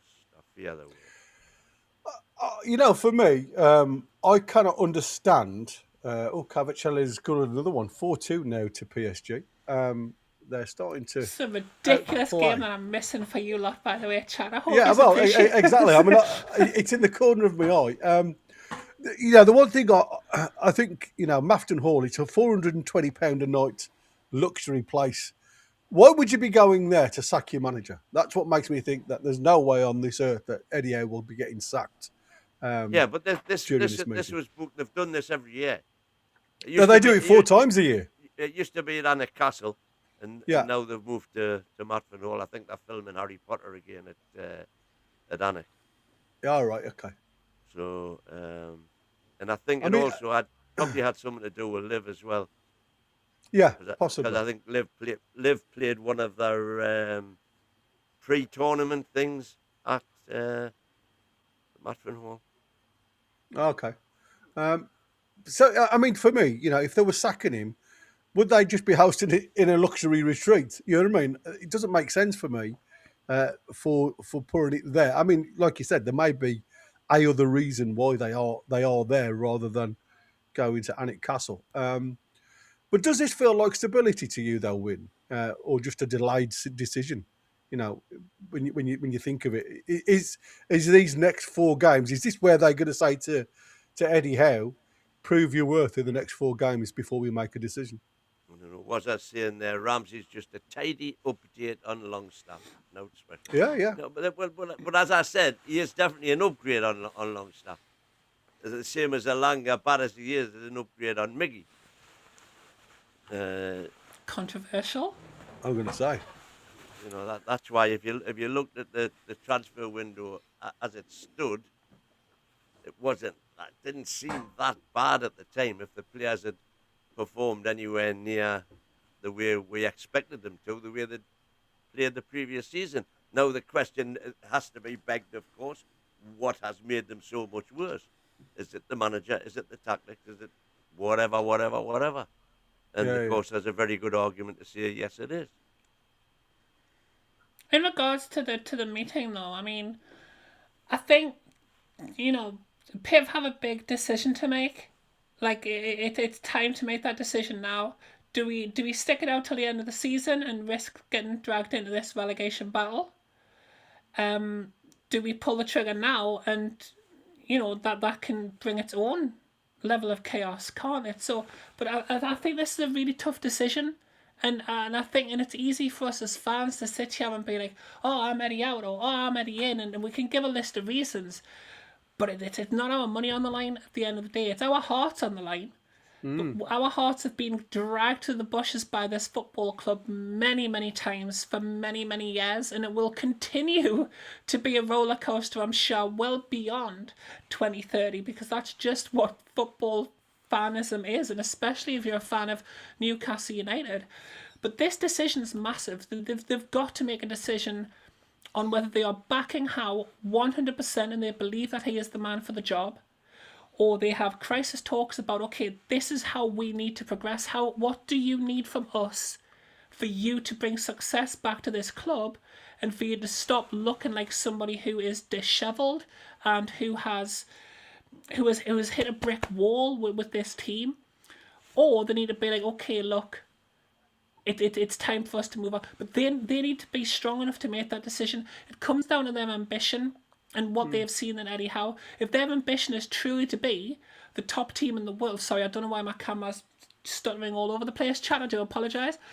But if the goal is to be the biggest team in the world by 2030, okay, this is where we do it. Is 14th good enough for you? Do you see the reasons why that's happened? Can you build on that? Do you have a close enough relationship with Eddie? If any of the answers to that questions are no, then you've probably got to look at pulling the trigger. Yeah, it's funny because like I say, PSG are now 5-2 up against Bayern. Man, by the time I put this game on, it's like no more goals being scored. I guarantee it. I'll be fuming. Alan Shearer has put in. Alan Shearer just scored for PSG. Yeah, you wouldn't believe it, would you? What? He's commentating tonight, or part commentary, and he says that Gordon wouldn't get into this Bayern team. Now, obviously, is it? Were we lucky? Were we lucky against PSG? Do you think? Because I mean, they couldn't beat us. We're the only Premier League team PSG can't beat. Yeah. So that's what I said. I mean, is it something, you know, we can't be that bad when you look at the results, or were PSG just that bad on the night? I've just noticed I've got my fan club in the chat here. Peter Axe Shields is saying the mighty win has to be the most annoying, smug member of any Newcastle fan forums on YouTube. I like a lot of the other commentators, but I switch off when win comes on. Sorry, everyone. Well, bye-bye, Shields. Oh, wait a minute. 2 minutes later, he still hasn't switched off. Win isn't very football savvy either. Listen, I'm glad I've got a fan club as much as you have, mate. To be fair, at least you didn't get told that you looked like Sid the Sloth the other day in chat. I mean, know what's worse? I was watching the show. I was watching myself back on Sunday, and I saw me smiling. I was like, "Oh, you know what it is? I can't unsee that now." Oh, that's I bad, isn't get it? his Tinder point. slot. Oh dear. Now listen, we've talked. We're down to the last half a minute. Well, 5 minutes. And I just wanted to. Somebody had made a point on social media, and I thought, you know what, I'm going to bring this up tonight because obviously we spoke about it to a degree. You raised the point earlier on, Teen, where you were talking about change or history repeating. Now, to a point, they were talking about, post Harvey, there was a massive decline at Newcastle. Post Robson, it was just a disaster. So the debate is, are fans asking for change without knowing what's coming next? Post Keegan. Well, I mean, I've put post Robson because, post Keegan, we still had that. There was a couple of really poor ones, but post Robson, no, saying that, that's even because Pardew and stuff like that. Yeah, got with Champions League with Keegan's team. Yeah. And 2 cup finals, but that was it. Shocking in the league. Yeah. I think it's the easy solution though, isn't it? When your team's doing badly, the instant thing in football these days is replace the manager. But I think there is a level of, okay, we don't know. Like a lot of people who say that will say, and I think Boki said this himself, the leader of the Eddie Howe tribe has even said, I don't care who it is, just as long as it's not Eddie. Well, I mean, what happens if PIF phone me and you've got me just stood on the side, just stroking me cat like a Bond villain? Giving Fabian share. God. Giving I've Fabian got that share vision. the captain's armband. Being like, Bruno's got, where should I pass the ball? Give it a shot. Give it, and it could be worse. Even while he was on crutches, you would have played him. Oh, absolutely. You know what I mean? Indeed. Jody Captain, dancing someone now shot will you, okay? Win on the panel. Release Win from jail. Try to release yourself without wishes catching me in the command. middle of a hatch there. Yeah, exactly. we don't want a hatch to feed Tina. I mean, listen, like I said, I think, as a Newcastle fan, we know it's going to be difficult to make that decision, and that's why where you've got a lot of the pundits, and again, let me ask you, and I'll tell you what, I'm going to bring Ian in, Supermac, into this one, because I think this one will be a good one. Hello, matey. Hello, Ian. Why is it then, guys? Why is it that we get a lot of pundits, right, asking to say that Eddie Howe deserves another season, right? Professional players and alike. Some saying that he should go and be a coach at a bigger club, as we've heard today. And yet fans that watch it week in, week out want him out. Why are we on that, apart from myself, who sits on the fence and gets splinters in his bum? Why are half of us want him out and the pundits, the professionals, want him in? What is the balance here? I think it's probably more than half now. I'm not sure that the pundits have sat and watched as many hours of this season as we have. But also the journalists will be impressed by his professional approach, his public speaking, his control, his calmness. It pulls the wool over everybody's eyes, doesn't it? I mean, he's disingenuous. So I honestly, I don't know. I mean, I'm in a very odd position now. I think I was where I was last night, that it looks like PIF want him. The bigger picture, they want him in place for the summer because all the work they've done this year is geared up to bringing players in for an Eddie Howe team. Yeah. So you need to have Eddie Howe there to make an Eddie Howe team for next year. And if that's the case, then obviously by the start of next season, if he gets a good start, I'll be Eddie in again. I want to support Newcastle. I want them to do well, whoever's the manager. But his shortcomings, his failings are well documented. To be fair, not only just by the fans, there are pundits out there that can list things that we see. That's why there's so many of us on board. I think Geordie Journo's a one set that, like Eddie Howe, appreciate everything he's done, but think it's time for a change. Then you get Brian, of course, True Geordie, and The Noise. Those guys are really Eddie out now. I've just been watching The Noise's latest one where he thinks that we're being hoodwinked, we're being gaslit by Eddie Howe into thinking that Arsenal performance was any good. It was better, but it wasn't any good. Let's be honest. No, it wasn't. Like I say, I still think, we were only in second gear, and I think Arsenal were in first. They were there for the taking for me. Tim, Sean, Ian, and the mighty Win, I think, are going through into the latter stages of the show. I would like to thank everybody. Tina, thank you so much for joining me. Mighty Win, and like I say, I hope Boki is okay. Much love, Boki. Much love, indeed. And thank you to everybody in the chat that's got involved in the early part of the show. Please continue to support the lads going into the late Thank show. you, Prozaic, for your for your membership donation, which went to Nut Iron's Strength. Wazza, as always, mate, thanks a lot. Tony T and the Revenge of the Crumpets, and Geordie Dan, thank you all for your super chats. All right. Keeps us it's going. 5-4 now. Yeah, it's 5-4 now. And if you hurry up, Tina, I'm going to go watch that match. Another goal. Yeah, you might see another goal. It's a hell of a game, I must admit. Anyway, until I see you tomorrow, au revoir. Away the lads, lasses and bears. Take care, everybody. Ta-da. Thanks. Set up for maximum confrontation and super opinionated debates. The NUFC Late Night Show with Chris the American Man, Derek the Mighty Win, and the rest of the panel, Monday through Thursday from 9:30 p.m. UK and UFC Talk Radio, the voice of the Toon Army. There you go, voice of the Toon Army. So yeah, it's not Chris. Chris is stranded at the moment with the tornadoes in the US. So I hope he stays safe. And gets his internet back soon. But yeah, thanks for joining us tonight for the late night show. Keep your comments coming in as usual. Give us super chats if you can, and become a member if you can as well for $4.99 a month. Really helps support the channel, and you've got all the exclusives on your way if you do join. So we've got Super Mac there, we've got Mighty Win still with us, and we've got Sean. How are you doing, lads? As well as can be expected in another circus. As well as I always say after a defeat. Yeah, exactly.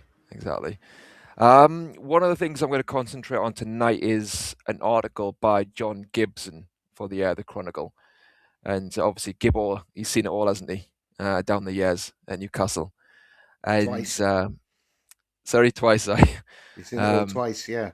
Yeah. And he's wrote an article about the lack of European football, what it looks like anyway. I'm hoping when you're going to turn around and tell us that no, we definitely still have a shot.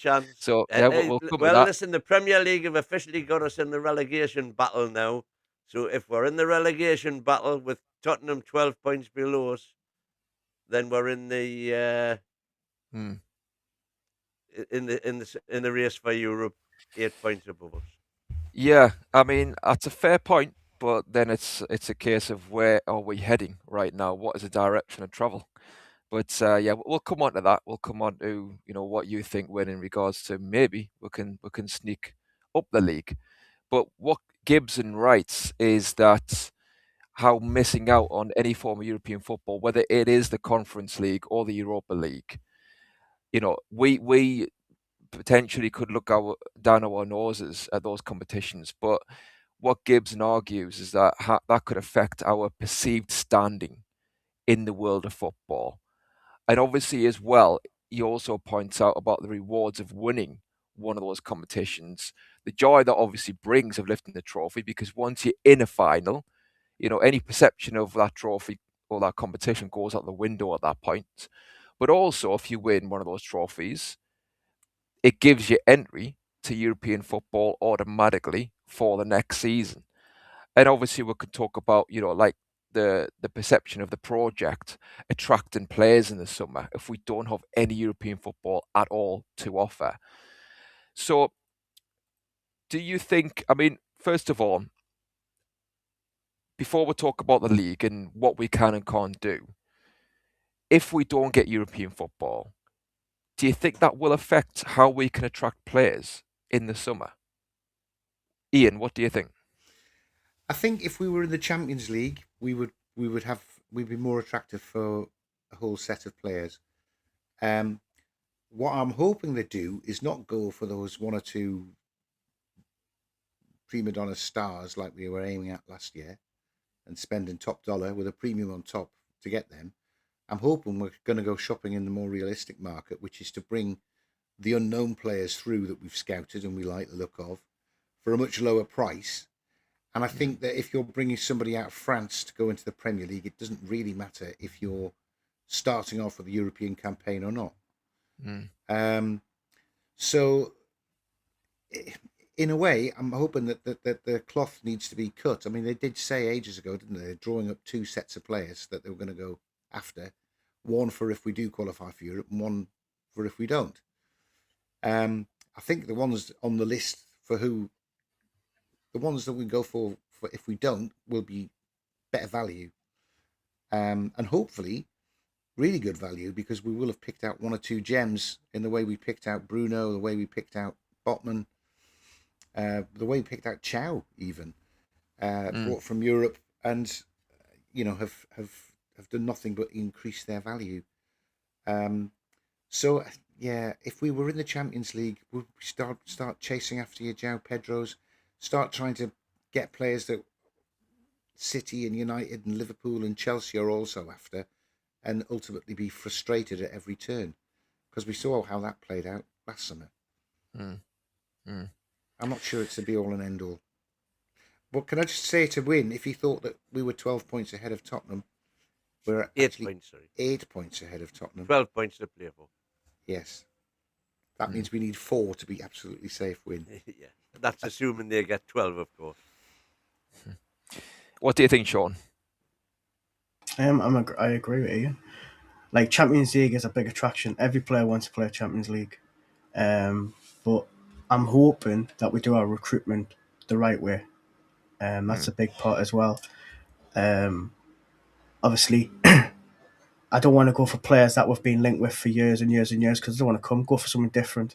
Maybe not go for English, maybe go out the country, like France or Germany or the South American leagues. Go for some of the young talents and bring them through.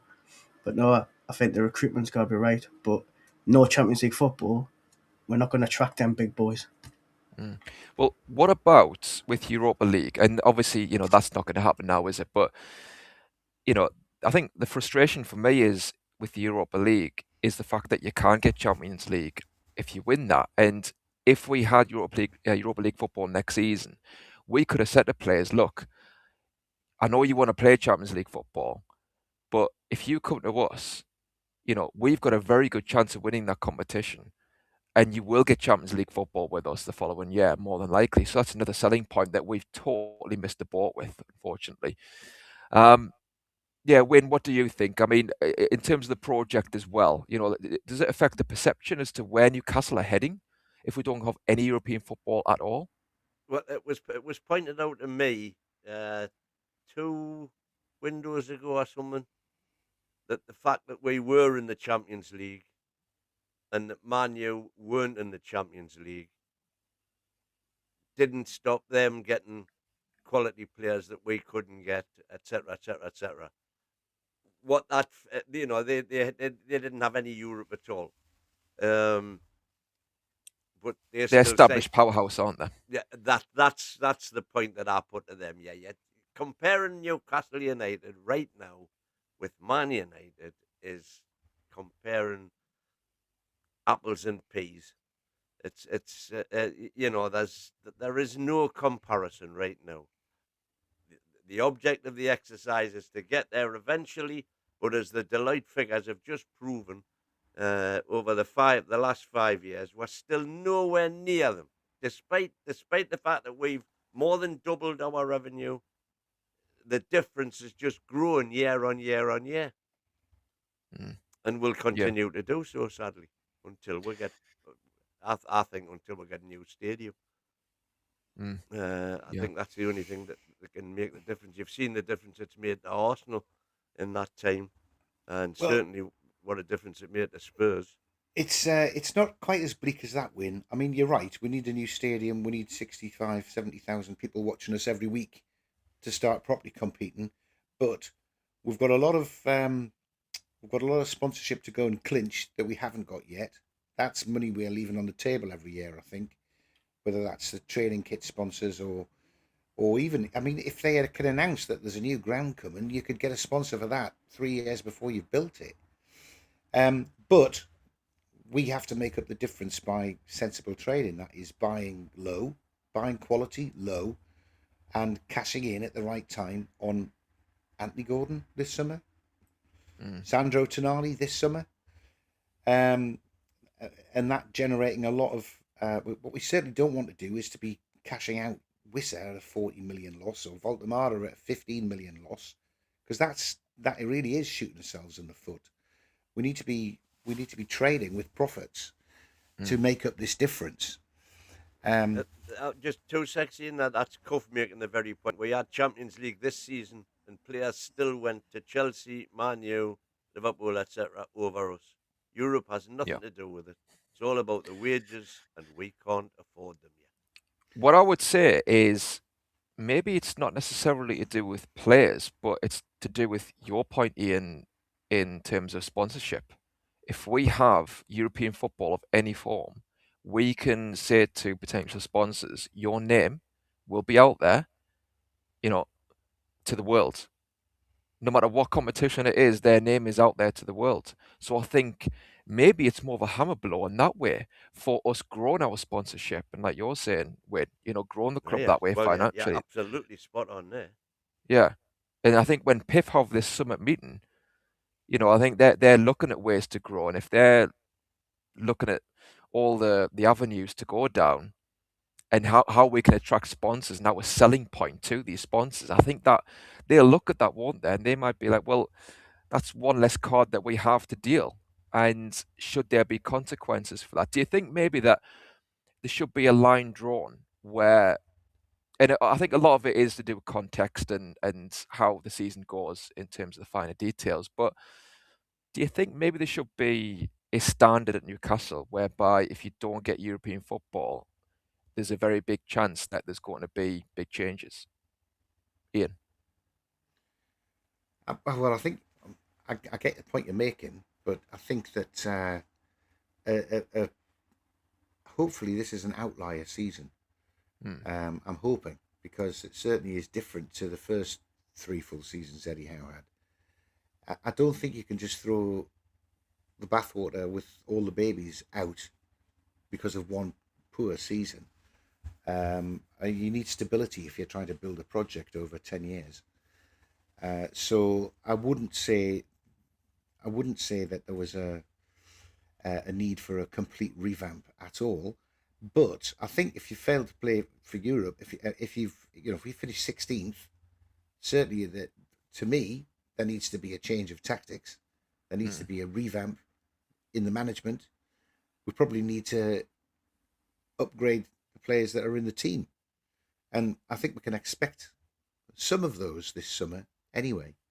But I mean, how severe a change do you think it would be? It's just that if you don't qualify for Europe, you're all out, and we're going to start again. Because I don't think that's ever good. That's taking 3 or 4 steps back to try and go forward again.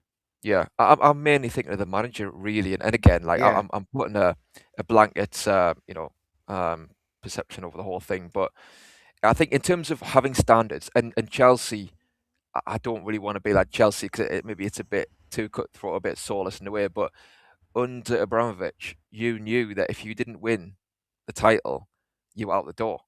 And normally that's not the right way to run a football club. Clubs have tried that policy other times and it hasn't worked for them. But at Chelsea, it was weird, wasn't it? Because they went against the grain, and I think they had those standards that everybody knew you had to meet, otherwise you were out the door. And I just think maybe laying some markers down can maybe raise that for us. But Steve O says, are we a stepping club in his opinion, we are. What do you think of that, Sean? Well, over the years, you would say yes. But I'm hoping going forward that we're not that stepping stone, if you know what I mean. Like, so Bruno hasn't wanted to go. Obviously, Tonali, there's rumours, but, you know, I just hope we aren't. That's the question. I know we have been in the past. We have been a stepping stone. But it seems to be changing time by time. So obviously, it's down to the management trying to keep these players in. Obviously, the project's got to go, but it's a tricky one because this year I don't think we are a stepping stone. Well, you know what? That's a good point, mate, about Bruno. Like, that's the frustrating thing. The fact is, Bruno could have left, couldn't he? He's had opportunities to leave, by all accounts, and he stayed. And it's so frustrating that we haven't built on that this season. Absolutely, I agree. And Aye. you know, What he do was you think? walking to a lot of teams. I totally agree. Like I was saying, I don't think it's any coincidence that we had albeit it wasn't good, but it was a better performance on Saturday with Bruno starting than it's been for weeks and weeks and weeks without him. You know, since February, but when we lost him, the run of results has just been absolutely abysmal, and that just typifies every game we've played since Bruno came. Whenever Bruno had, it took until Tottenham away, I think it was, wasn't it? Was that the first one? Or was it Chelsea away, which was the first league game we'd ever won? I think so. Without Bruno in the team since he arrived. Tottenham. Every other time he's been, it was we've never won a game. Bruno played in that one, you know. What was that, sorry? Bruno played against Tottenham. He got injured. So it must have been Chelsea, must have been the one. He got injured. No, was it Man U was before Chelsea? He didn't play in that, and we won that 1-0 with 10 men. Aye. I think it was Chelsea. I'll double check. No, I think it was Man U, wasn't it? Obviously, yeah, because Bruno got injured. And he got injured at half. Came off at half time, didn't he? It was actually like Tottenham. Against Tottenham. I think it was near the end. I remember watching that game because he'd only just came back from injury, and I was watching that game and I'm thinking, you know what? I know you don't want to take him off because we're winning 2-1 and Spurs are putting pressure on at the end. But I remember thinking maybe just do it, just to make sure that he's fit and firing for the next game. And then he went down with his hamstring with like 5-10 minutes to go. Yeah. Yeah, but you need players like Bruno, don't we, though? Because how many times has Bruno been injured, like, through the seasons, and he's carried on playing? It's like a play. He doesn't want to give up. You know what I mean? He's had his ankle taped. Like, you've seen it where they've gone on to him. He's that passionate. You know what I mean? That's the. I love that. I think the uplift against Arsenal, because there was an uplift compared to the previous 2 or 3 matches, but it's entirely down to Bruno playing and his influence, his inspiration, because he's back in the team again. Yeah. Because let's be honest, he didn't inspire Murphy to play any better. No. With some dreadful performances there, not least of which was the team that Eddie Howe picked. I mean, you know, I still don't know how we've got one of the best left backs in the world. I don't know how you can leave him at home and say tactically you need Dan Burn there. Exactly. I mean, that was one of the things I want to just point out tonight with Lewis Hall. And you know what, right? You picked Dan Burn, and I know that the selection seems to be based on maybe other things going on behind the scenes, but let's take it at face value. You picked Dan Burn for the set pieces, with Arsenal's set pieces this season. Although when you look at the recent record, they haven't scored loads, you know, the last whatever games. But okay, you're picking him for that reason. Fine. But then for me, second half comes along, you're 1-0 down. That reason has no relevance at that point. And to not put Lewis Hall on in that second half when we're chasing the goal, when he can give you that cut and thrust down the left, that attacking threat, that bit of skill that can unlock the door, like, there's no logic behind that for me. So, again, I want Eddie Howe to come out and really explain that. And I would like a journalist, you know, they did ask him the question about the selection, didn't they? But I would have liked them to say, why wasn't Lewis Hall? What's the reason for Lewis Hall not being put on second half when you're 1-0 down? It's like the Brentford away game when Dan Burn was left back, and it was crying out for a sub in that position. Sean, I don't think you've been on since the Arsenal game. What did you make of that and the Arsenal game in general? I didn't think we played too bad. I think, you know, there were silly errors in the game, but with Dan Burn at left back, I think the logic behind that was obviously Thomas Tuchel was in the stand, and I believe he played him at left back because it's to get Dan Burn for the England team as well. Knowing Lewis Hall, he's going to go to England. But I was really shocked to see Lewis Hall on the bench. But I didn't understand why he didn't change that pot and bring Lewis Hall on, take Dan Burn off for that attack and threat, because Lewis Hall likes to get forward. But what I was really impressed was how when Nick came on, what an outstanding 20 minutes. And that ball, man, with that chip over, that was absolutely amazing. The intelligence from that ball was amazing. And that's what I mean. You've missed like Bruno with the passing in the fight. And I noticed when Bruno came back and Tonali was captain, he gave him the armband and gave him a kiss on the say welcome back. I think Tonali's missed that Bruno as well. And that's what I feel Bruno's now back. There should be some like character fight there. And Bruno has come out and said there is fight there. So I don't know if Bruno's coming back into the squad now. Hopefully will change the games remaining. But no, against Arsenal, I thought we were very unlucky, but you know, Arsenal were there for the grabbing. They were. Sean, I don't know if we were unlucky. I think we were really cowardly. That's what I think it was. I think every time we could have pushed forward, which we should have done, because they were absolutely papping themselves. We put the foot on and knocked it back to Chow, back to Botman, and kept possession. And we were too scared of giving the ball away. Not that Arsenal looked like we were in a mood to do very much with it if we had done. We weren't playing any sort of attacking ball till Voltemada came on. I think it was Voltemada's pass that got Barnes in to put the cross in for Byrne to have the header, even after Wisser had put that one that was on a plate over the bar. Yeah, no, I can believe that. That was but I mean, you know, Voltemada turned and went past defenders and then picked a pass through to the centre forward.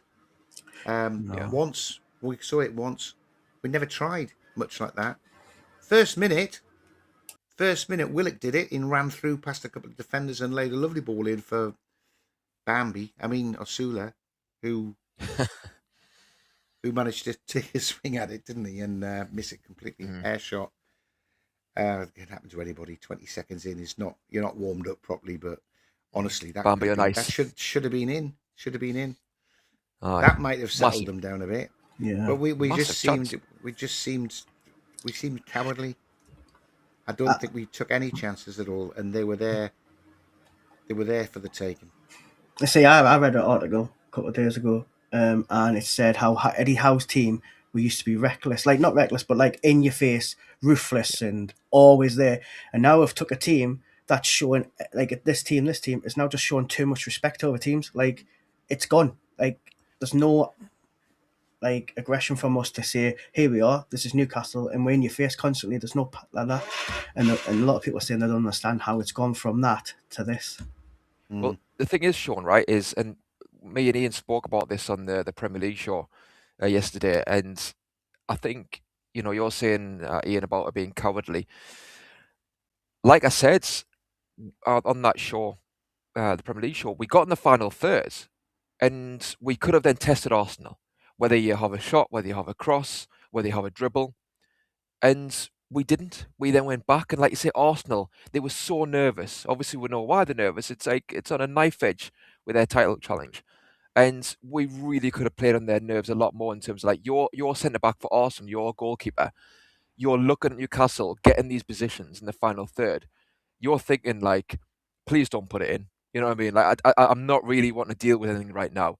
And if all you need to do is whip some quality crosses in, or like I say, have a dribble, and it's this fear, and kind of to what you're saying, Ian, this cowardly nature of this fear of giving the ball away. And this does go across the whole Premier League. It is seeped into the mindset of most teams and most managers, but not risking the ball in the final third. Yet, ironically, willing to risk the ball in your own box, which is totally upside down.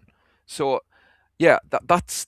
I agree though, Sean. Like I thought before that point, before you get the final third, we did play well. We played a lot better. We had a lot more control. And yes, maybe that is partly down to Arsenal kind of conceding that possession because they were nervous. But yeah, I thought we did show a bit more determination up to that point in terms of getting about Arsenal. But once you get there, like you say, like you've got to test the opposition, and we It's don't do it enough. confidence to win it. It is that. It's when they get there and they're Partly, just absolutely what scared for to actually try anything. So what do they yeah, do? Easy option, safe pass backwards, because yeah, they don't want to be the one that lost the ball. They don't want to be the one that looks stupid. And that's so different when you're a team that's winning and full of confidence. They all yeah, want to have a go at that, and none of our players do at the minute. None No. of But then them. you, yeah. but then you would say Arsenal's confidence would have been shattered because look how they were like Yeah, well, leading all Arsenal that. were there for the taking. For Exactly. me. Yeah. That's why I Why said didn't they we were there. smell blood? Yeah, we Yeah. could have smelt blood, couldn't we? And I think I Because know they I haven't agree. got it in them at the minute. They're just totally, utterly devoid of any sort Yeah, of uh, confidence at all. they are at St James's Park. I think I would even though it's maybe the wrong way around, but I would understand that even more if it was at St James's where you know you don't want the crowd to get in your back. Like you say, you're the one who gives it away. You're the one the crowd start to target. But when it's at Arsenal and you feel the Arsenal fans popping it as well, like that's where I'm Yeah, thinking, like, come on, play on that, you know. But with I don't think Voldemort, I don't think the crowd would go on let in. them do it at home. I think if they got into a promising position and turned around and knocked it back and it ends up at Chow's feet again, yeah. the groans from the home crowd would mean they wouldn't do that very often. But they get away with it away from home because they're not giving the ball away. They're retaining possession. But I mean, Howe himself is on record numerous times saying he doesn't just want possession for the sake of having possession. He wants to do Yeah, something with it. Well, yeah, do something with it then. don't just yeah. don't just have a little private competition between Chow and Botman as to who makes the highest number of completed passes, because that's what it looks like. Yeah. Well, Funny when patterns. Voldemort, yeah, exactly. And when Voldemort came on, who can maybe play more risky balls, if you like, and show a bit more flair to open teams up. That was a glimpse, wasn't it? And like I've said before, I think Voldemort, he has still got things to learn to play in the Premier League. He's not a silver bullet, but that there was a glimpse for me as to what we've been missing and what he could give us in that number 10 position. And then number And 10, exactly, on the edge of yeah, the box. yes, and he's got somebody ahead of him.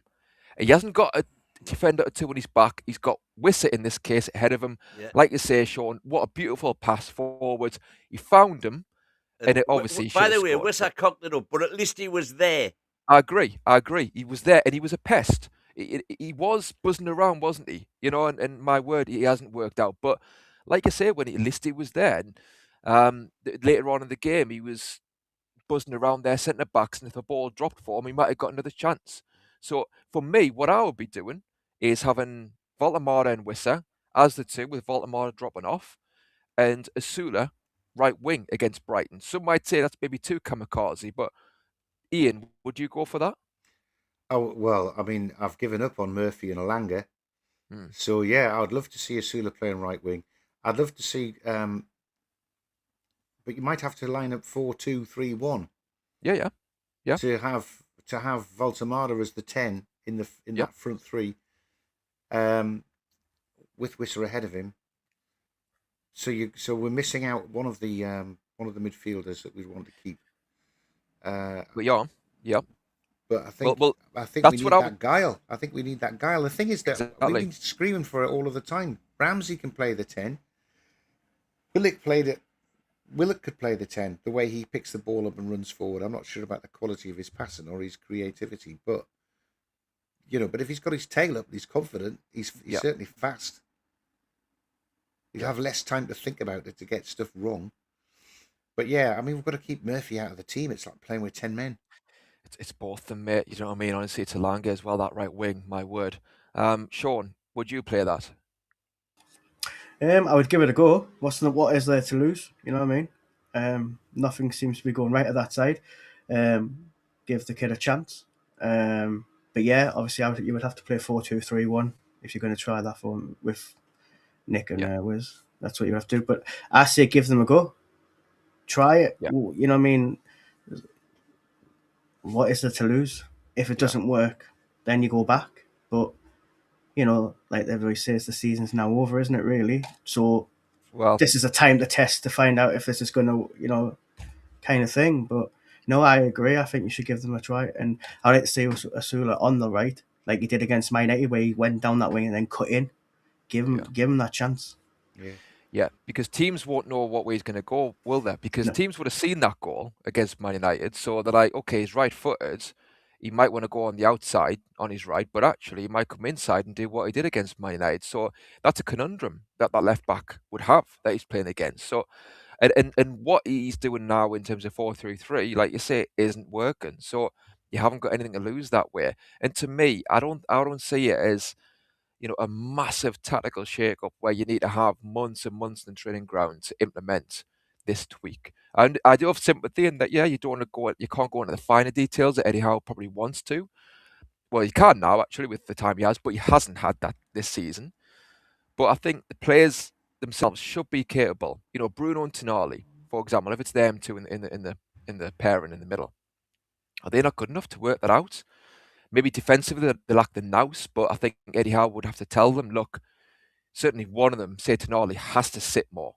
You need to be sitting there and looking over your shoulder a bit more. Bruno can maybe get up and down, or vice versa, and Voldemort can then be the link and can make up the extra man, come back a bit, not as back as he has been, but can then go back and forth between Wissa and midfield. But Win, would you do that? And as well, Win, just out tell of us. interest. Well, I've been listening to you boys. I've been looking up the stat.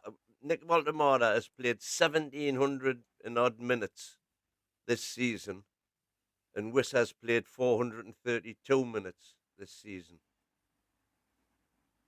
Wissa has missed 3 big chances and scored once. Voldemort has missed 6 big chances and scored 7. So that was the purple patch at the start when he scored 6 out of 5, and since then he's scored 2 out of the other 5 big chances that he's had. But Wissa has missed. He's been in the position to miss, more than double the chances per minute played than Walter Mora had. Now, you can argue that's a bad stat, but to me, that's all about match sharpness. The fact that you're getting into those positions is a good thing as far as I'm concerned. Well, I think if But Wissa... I would definitely be trying. I would love to see Asula, Wissa, and Walter Mora. Maybe Gordon on the left as well. And Gordon on the left, yeah. I think if Wissa Or had even played Bond. if Wissa had played any more than 2 minutes at a time, 2-minute cameos in the last month, then he would have scored that goal against Arsenal. But I mean, he's had so little opportunity to. Yeah, to play as a I match. say, I'm sure I'm not there surprised must he be snaps something at it. going on behind the scenes with him.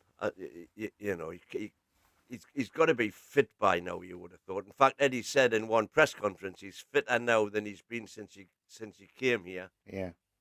And he's obviously not sure. And then in the next breath, he's saying, I pick players on what they do in training, not on their price tag. Yeah, but again, I think there's that lean in towards Eddie Howe's conservative nature where he's thinking, okay, you've been great in training, but I want to see it for another week, another week, another week before I put you in. And it seems that way. For me, left wing, I'd play Ramsey, and I would have in 4-2-3-1 with him on the left. It also allows him to come inside and make up the numbers as well if you're getting outnumbered in centre mids. That's who I'd play against Brighton left wing. But Win, do you think that there is a chance that we can still sneak Conference League? Yeah. Yeah. I've said it all along. The maths, there's a mathematical chance, isn't there? There's a mathematical chance, but it doesn't look like we can win this last 4 games. It's more than a mathematical chance. I mean, the league now is just crackers, man. There's what you've got Aston Villa on, Brighton in 6th, which is currently a Champions League position. If Villa or not Forest, if Villa win the Europa League and Arsenal win the Champions League, 6th place gets you Champions League. So Brighton are on 50. Sorry, we're only 8 points behind them. Now, are they gonna? That's exactly the same situation we are in with Spurs in the relegation battle. We've got to win all 4, and they've got to take less than 4. Well, we'll be okay on goal difference. They've got to take less than 4 points from their remaining 4. But again, if you look at the fixtures are all over the place, man, in terms of teams playing one another. So, what do you honestly think is going to happen? I think we'll get at least 9 points out of the 12. 9? Really? 9. Where do you see we're winning them? What teams? Have you suddenly changed to I 18 think by points the for a win? by the time we play Fulham will be out of it. On the beach. On the beach, exactly. Like Palace. Like Palace, indeed. Like Palace. Well, Palace have got all their eggs in one basket right now. Yeah, they still beat us 2-1, win. They still came from behind. I know that. For the first time this season, they came from behind. Yet again, we were in front. I don't see us losing another lead, put it like that. I will not be sitting on a glass fence if we take the lead in any of these games. I'll be absolutely over the moon and confident that we will hold on.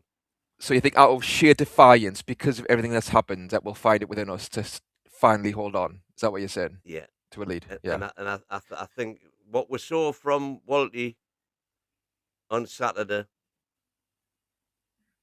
and wish I missed, but like I say, you've got to just persevere, because what we were doing before that wasn't working.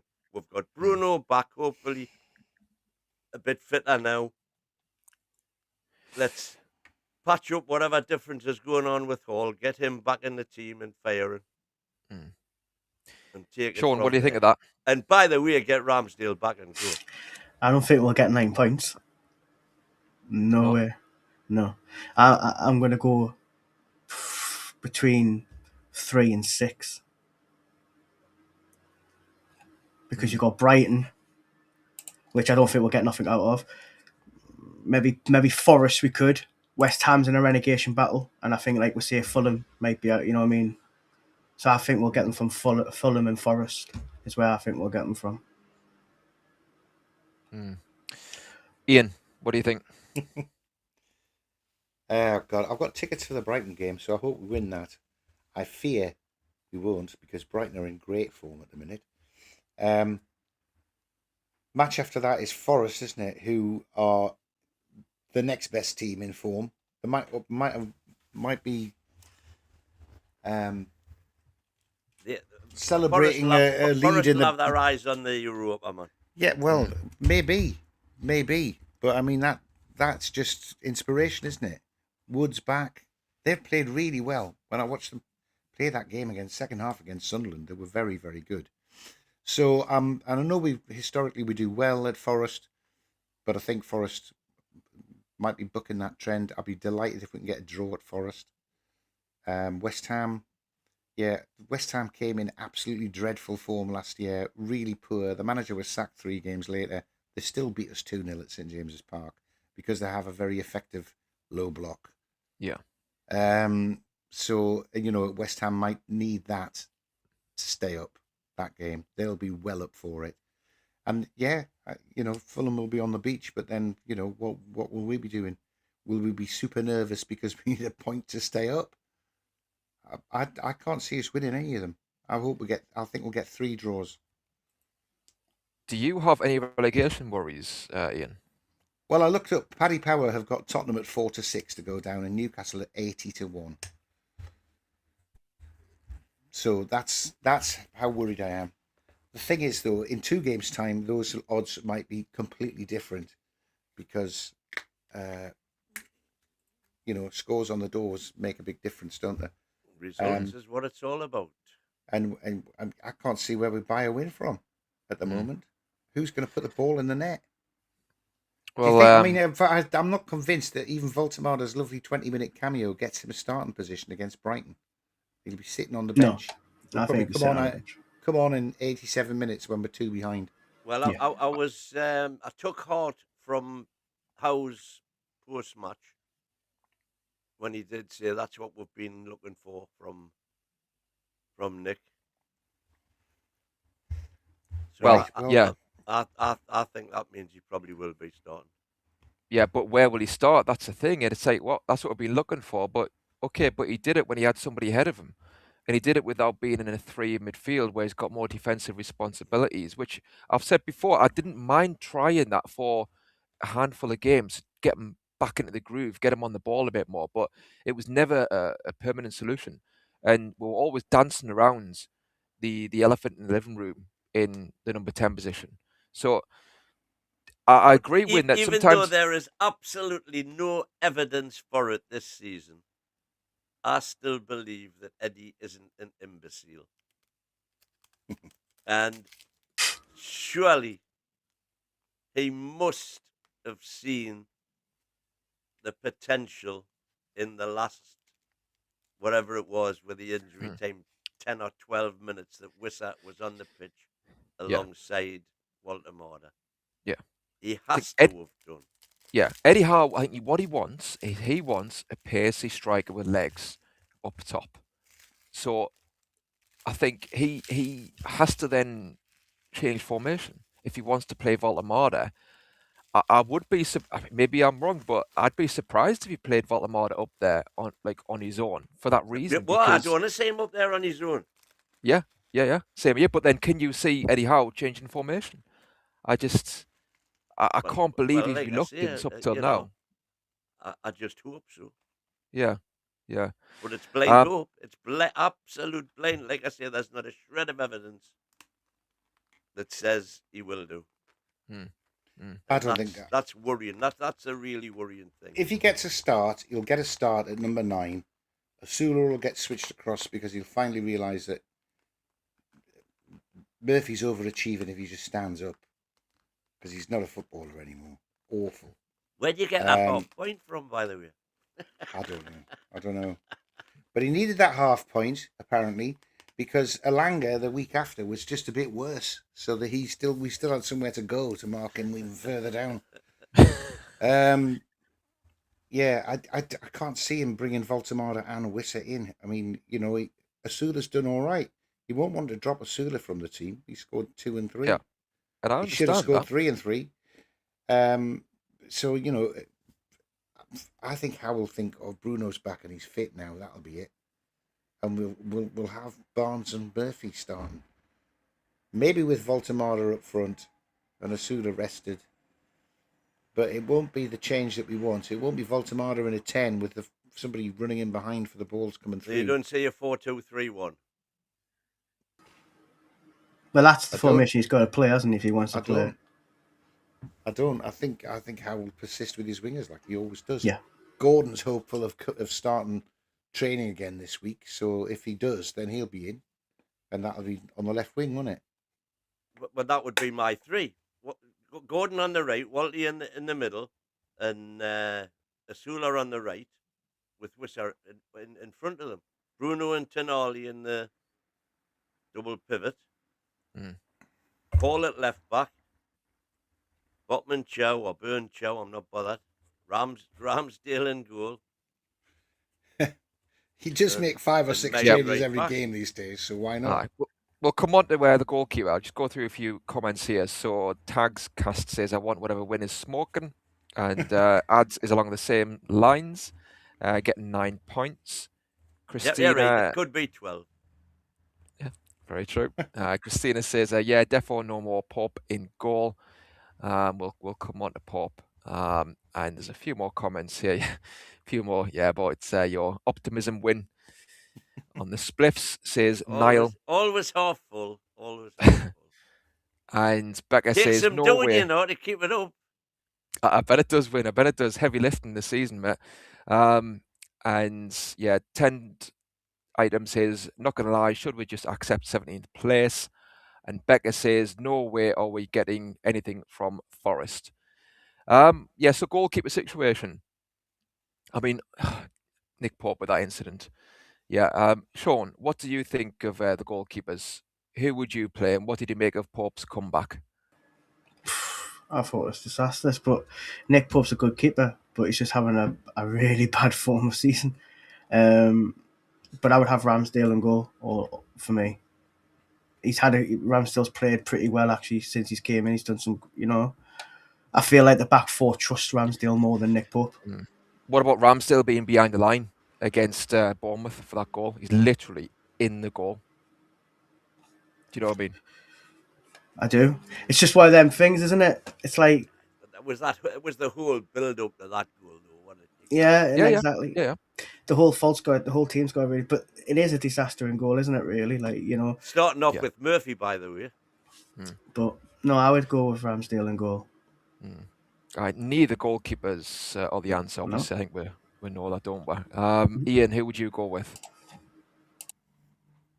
I thought Ramsdale was unlucky to get replaced, but then if you take Pope's baby giraffe jaunt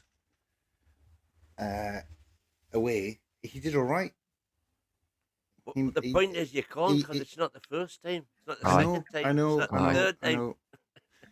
I know. It's waiting to happen, isn't it? No matter how well he's doing. He got away with that, but the rest of his play was all right. But I mean, I think I do prefer Ramsdale. I thought he was unlucky to be dropped anyway. I think it was a clear message from Howe that Pope is his number one and Ramsdale's the backup. He put Ramsdale in for 3 or 4 games to get Pope's confidence back in training, then put him straight back in. But then oh God, he was lucky, wasn't he? I mean, I didn't think it was a red card, but if the ref had given it as a red card, it wouldn't have got overturned. And we would have been really shooting ourselves in the foot then. So I think I'm probably with Sean. Let's have Ramsdale back in. I think I would as well. And like I say, we need a new keeper in the summer. And, maybe could you keep Ramsdale as a number 2? But even then, I don't think he's the answer. Full stop. I think he's got Ricks in him. I think he doesn't save enough. And like I say, for that Bournemouth goal, even if he reached the ball, it doesn't matter. He's in the goal. He's literally behind the line. So he's like a box of frogs jumping around. It doesn't bring security for me, even though he has made some good saves here and there. Maybe as number 2 at a push, but yeah, he's not the answer number 1. And I think with Nick Pope, I just don't see why you'd bring. Like, I can't see him one way, but when you're bringing him back in, those mistakes are going to be happening. He's not going to flick a switch and be the old Nick Pope. So you've got home games coming up as well. His confidence, is brittle. So that's not going to improve playing in St. James's. And we've got DX, what's he saying? So Elanga versus Bournemouth. Elanga versus Bournemouth was an absolute nadir of individual performance this season. A bona fide 1 out of 10. Murphy was a solid 1.5 against Palace the previous weekend. Well, that's the thing, Ian, having to find these halves, aren't we, for the player ratings, never mind anything else. Yeah, I mean, Elanga. What did you make of Elanga's contribution off the bench? Win. I'm just looking at this other one from Gaz saying he plays 4-3-3 and is too stubborn to change, just like Amorim was at Man U with his formation, obviously. Look what happened to him. And where are they now that they've changed? Massive difference there, though. The massive difference there, Win, is that Amorim, he stuck rigidly to his system, but they weren't his players that he was trying to get to play in his system. That was where the problem was. He was trying to convert fullbacks into wingbacks to play as wingbacks, and they weren't good enough to do that. This team is Howe's team. He's brought virtually every player in himself. That's the massive difference.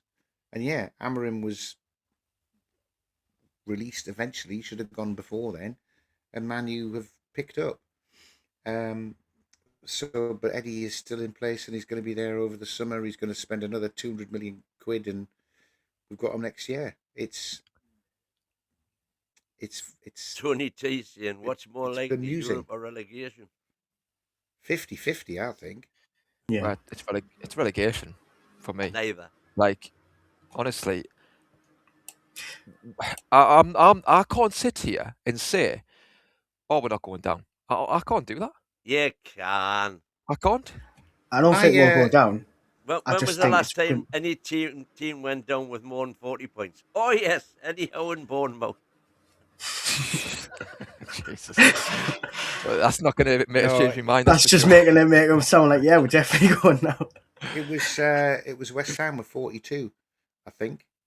Yeah, but it was no, Bournemouth were the same, but that was just on goal difference that Bournemouth went down on.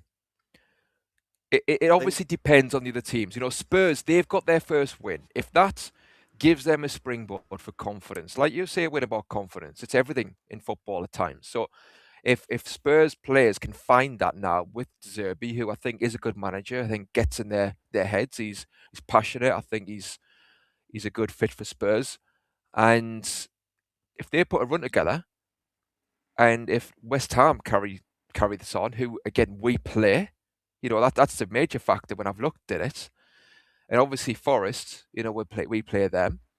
If those teams carry on with their run, if you like, or if Spurs then, like I say, create a run, that's what I'm worried about, because I don't see a win coming for us. If the other teams were down there, like really looking poor and really just, you know, having no chance, I'd be like, okay, yeah, we're not going to go down because the teams below aren't going to do it. But you look at Portsmouth years ago and Harry Redknapp when he came in, it took a while, but once they got a win, they kept on winning for the last 6 games or something, and they made the great escape. And like I say, confidence, momentum. If Spurs get that, we're going to have to do it ourselves, because in West Ham, if they keep on doing this, we're going to have to beat West Ham. And I don't see the signs that we're going to do that. So it's a sleepwalking in a danger for me. It might be, yeah. I'm spouting rubbish, by the way. When Bournemouth went down, they only had 34 points. Oh well. Yeah, it was West Ham on 42 points. But if you can go down on 42 points, the way that the games have panned out, you can go down on 43. Leeds play on Friday night, home to Burnley. 3 points for them, I would have said. That puts them above us. Just to, you know, and then we've got a really awkward game against Brighton. I can't remember where Forest are. I think Forest have got a good chance of picking points up, which puts them above us before we then go to play at Forest. It's Isn't terrifying. Forest playing Chelsea? Forest have got They've got Chelsea, haven't they? they've got Villa tomorrow, Villa on Thursday in the Europa League semi-final. Yeah. Then Chelsea, then the second leg of their Europa, then us, and then Man U away and Bournemouth at home. To be fair, Chelsea are. I know Chelsea looked a different team when they were playing in the FA Cup, but their league form has they are been worse dreadful. than us. They've lost their last 6, I think, haven't They're they? Yeah, but they've just sacked their manager, though, haven't they? So I think they might pick up. Yeah, I think they might pick up because of the manager bounce. If they weren't bought in to receive you might see a reaction now. No, I don't think we'll go down, but it'll be a really close. Well, we've got to pick some more points up. That's absolutely, my point. I agree. I don't think because we've got 42 that we're safe.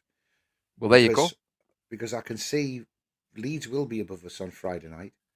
If we lose to Brighton and then go and lose at Nottingham Forest, even if Forest lose to Chelsea, Forest will be above us then.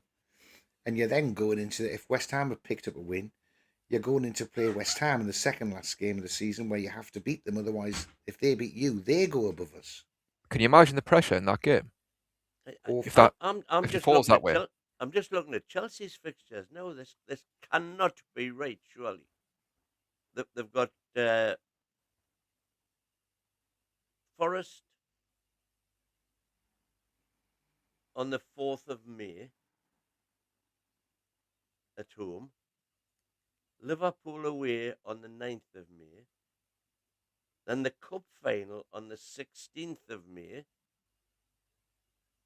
And according to this, they've then got Tottenham at home on the 17th of May, the day after the Cup final. Yeah, but it's got to be announced. It's got that TBD, hasn't it, underneath? That was And their fixture for Sunderland on that the weekend. 24th. Yeah. So that one on the 17th, that won't be a game.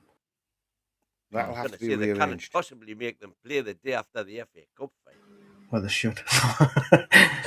Well, no, because they're playing Tottenham. That was all of a sudden a worry, because I'm thinking Tottenham are No. going to get out of Chelsea. But if they're playing them the day after the cup final, It's to be Well, to be arranged. fair, Tottenham very rarely get anything off Chelsea. Where do they play that fixture? Stamford Bridge or yeah, Tottenham? Stamford Bridge. Stamford Bridge. and then they've got they've got Sunderland at Sunderland. Joker Park.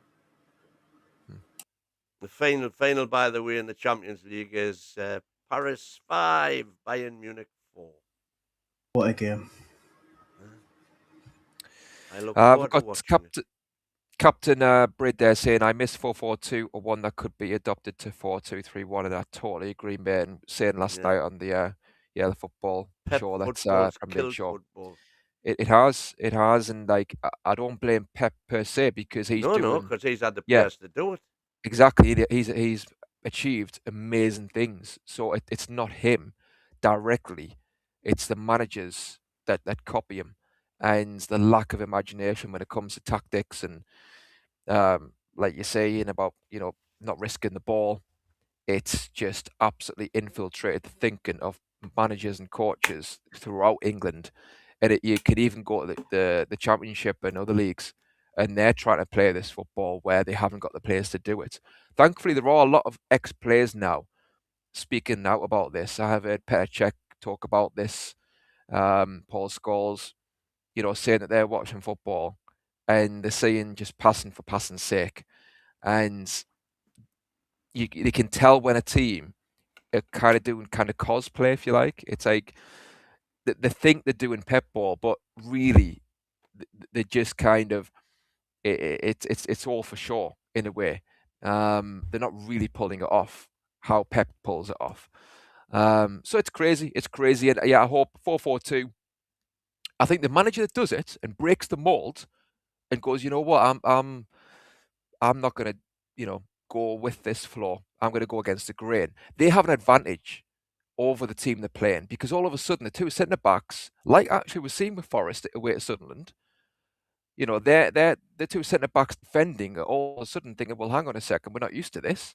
We normally have a spare man who can step in midfield.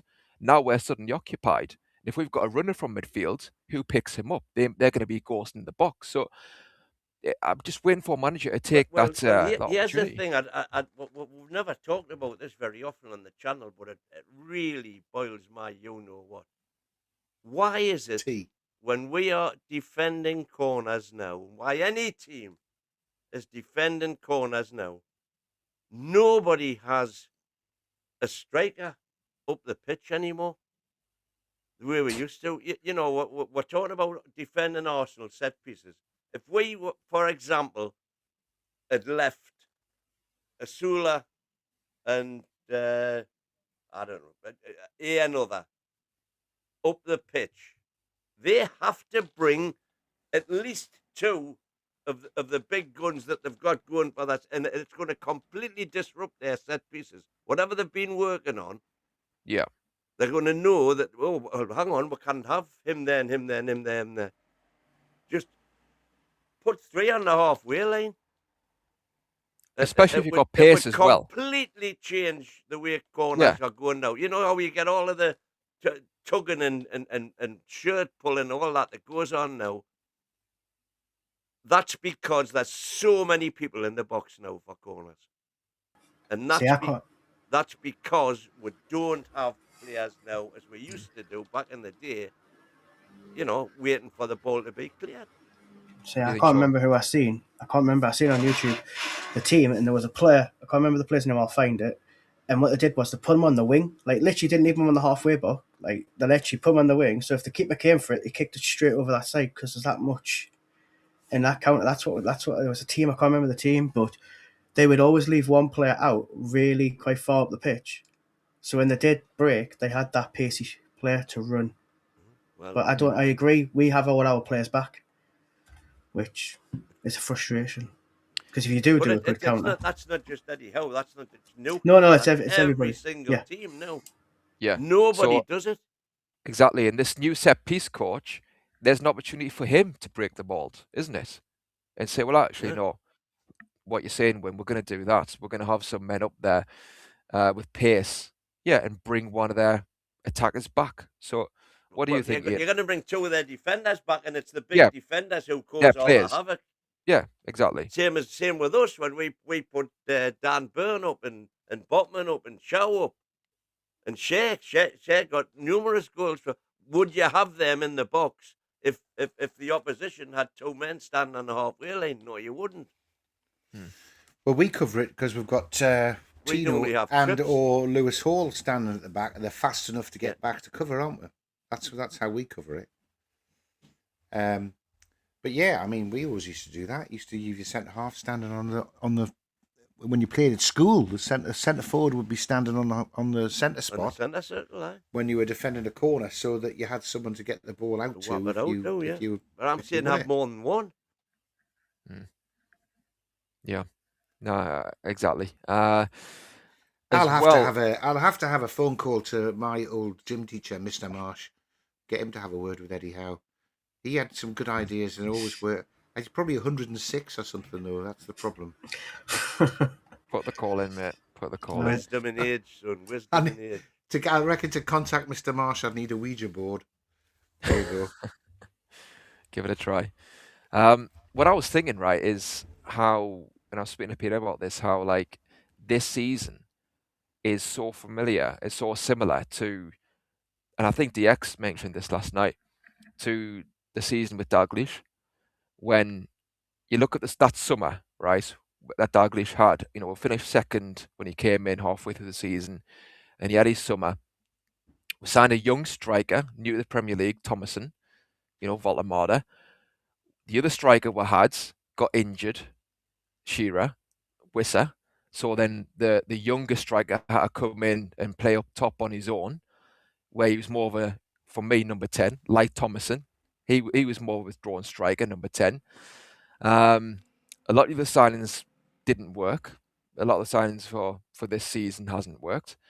And we went from challenging at the top of the table, near the top, to lower mid-table. And we had a highly rated manager in Dalglish who all of a sudden, was being questioned big time. And obviously that's exactly the same with Eddie Howe. And also, just like then, we went into the following summer knowing that we needed to make a lot of changes. And we did make a lot of changes, signed a whole load of new players, some of which were very good, some of which not so. We started the season having spent a boatload of money. We drew away to Chelsea, drew at home to Charlton, and Dalglish was sacked. And we'd spent all that money, and he was gone. So Hullock came in, didn't have as much money to spend because of that, but he couldn't get his players in, if you like. Do you foresee the same thing happening? Well, it's possible. I mean, Dalglish, don't get me started on Dalglish. Sold Beresford, bought Pistoni, sold Aspilla and Ferdinand, bought Anderson and Thomason, sold Lee Clark and bought Hamilton, and sold Ginola and bought Gary Speed. Now, to be fair, Gary Speed turned out to be a brilliant midfielder, but he was actually bought as a left winger to replace Ginola. Talk about chucking the baby out with the bathwater. The danger we do that, there is danger. I wouldn't have thought it. I think if they stick with Howe through the rebuild, they'll give him more than 2 draws in the next season before they get rid of him. I don't think he'd be gone after 2, even with 2 losses. I don't think he'd be gone after 2 games. I agree. But then maybe what if it's sort of 8 games, 10 games? Well, it was 5 for Sir Bobby when I was on his back. Yeah. It wouldn't take long after a similar trajectory. Poor end to the previous season. But didn't I say that last time I was on? If you're going to back the guy like Eddie Howe, you got to say we're going to back him, and if you don't, then you got to sack him in the summer to give this new manager the money. Don't sack him after the window's gone. Stick with him. Well, I just think you've got to say, yes, you may have the final say, but it's not going to be Eddie that's scouting. They should already be scouting. I'm hoping that list of players already exists. Well, there's 2. And that we've had assurances from agents or clubs or whatever that if we bid X, we will get that player. And the only uncertainty about all of that is, for example, if West Ham go down, are there any West Ham players who we could potentially get? If Spurs go down, are there any potential Spurs players that we could get? That's the only unknown quantity there. Mm. Mm. There should be Go on, two Ian. lists. I was going to say there should be two lists, Wayne. Eddie has already told us that they've got two lists of players, one for if they do qualify for Europe and another for if they don't. So, I mean, they're talking about like they've done this approach. Proof of the pudding is how they get started in the summer. Well, I can remember the two lists being discussed last summer, but I haven't heard anything about the upcoming. So I've heard virtually nothing from the club about the upcoming summer. I think it's Gaz Wilson who said he's got two sets of players. Okay. Gaz says, and leave us with more rubbish that he signs and the new manager comes in stuck with them. No, get rid of him and the new manager gets the money to build his own squad. And yeah, that's the thing, is that you spend all the money. I think that depends on who the manager is.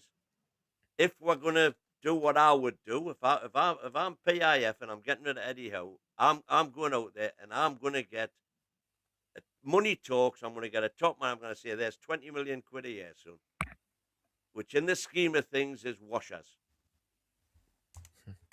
And Is washers. Then you bring in the players he wants, not who Ross Wilson wants or whatever. If you're bringing in that category, if you're bringing in a Klopp, for example, tempting him out of retirement with a £20 million pay package, and you say, then you've got to say to him, if you come, you've got a £200 million war chest. Well, Win, what did you make of Eddie Howe saying that his role is to identify the players? He didn't say it. The last time he was asked that, he didn't say that. What he said was, he said he would have the final say. He literally said, my role this summer is to identify the players. In the press conference well, I don't about think that a week or it two shouldn't ago. be his role. That's the first thing. Because he hasn't got. If he's doing his job, maybe that's why he's doing the managerial job so poorly this season. If he spend all his time watching other kids in other leagues on instead of watching what we were doing on Saturday on video, it shouldn't be his job. That's what the scouting team's for in the DOF. That's what he said. Aye. What do you make of that, Ian? That I mean, I think manager for me should have final say because it's his head on the block. But that's what he said. He said he would have final say. But he also said, literally in the presser, I'm quoting, my job is to identify the players. That is exactly what he said. But in my head, he hasn't got enough time to do that. No. During the course of the season, he should be watching the game, the opposition coming up. Can watch the kids. Work on that. And he should be watching the under 19, the under 18s, the under 21s. Not watching some Brussels B team playing. Maybe he goes off and looks at one that is hot, that they really want to get in straight away. Then he would go and look at that. That's the old-fashioned way. But we've got a huge infrastructure of scouts feeding up to head scouts, different geographical areas, all coming up through to Ross Wilson, who's the director of football, who's got a brief from Eddie Howe about what he's looking for. He must be collating all of that information, getting all of the feedback from all the analysts, and building up lists in each position. Replacements for each first team squad member, I would have said. Yeah. At that stage, Howe can come in and go, oh yeah, I like him. I don't know anything about these. And get involved at that stage. But maybe that's where if he was to elaborate, maybe he would say that's where he's coming from, in that I identify the players from my own knowledge and also from the lists that is given to me by the scouts and DOF. That's what I understood it to be. Presented with options, and he has the final say as to which one. He's my number one out of that list. He's my number one choice. He's my number two. Try and get him. If you can't get him, so on and so forth. How do you see the summer going, Sean, if it is Eddie Howe? I don't know. Can't be, can it? I just I mean, kind of it's see great. it It's like, going to be, but we just can't conceive that he would still be trusted with it. yeah, it's like I say, the players like Alanga, you went for him twice. You've getting him now. He seems to keep going for players he wants, and he's identified a lot. I want these, and we keep going for them. Me personally, I can't see him doing that. I think it should be someone else doing that, like a different manager, in my opinion. Because if we go into next season, like we said, and he buys all these players, and we start off really rubbish at the 10 games, the fans are going to be straight on saying we should have got rid of him at the summer. But no, I think that, like I said in the last time, the recruitment has to be right. Everything's got to be right this time around. Not panic buys, not thinking, oh, this is going to be the best buy, and it's not, and it's turned out to be not the best. So, Yeah. But no, I think it's a time for a change in that area.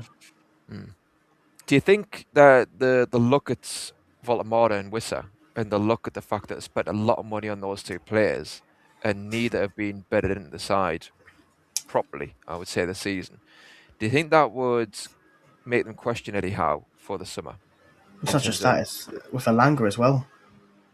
Yeah. You know, Yeah. You've got Nick probably doing outstanding for Germany, but he's not doing that for us. Wissa that was doing great. Yeah, he got injured, but he's not doing that for us. And Alanga had a great season for Forest, and it looks like he's nothing. So it's I think they'll be looking at it as a risk. Yeah, I think with Alanga, I think a big issue. Before I come on to that, we've got a super chat there. Cheers, Did Tony Gwen get the mates. message about Tim? I never sent. How do I get a message if you never sent it? Let me have a look. I never said. That's a mystery. But I anyway, might thank solve. you for your super chat. Cheers, mate.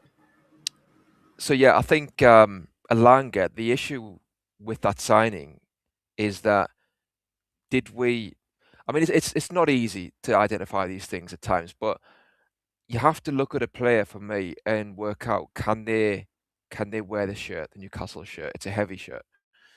Can they take the pressure?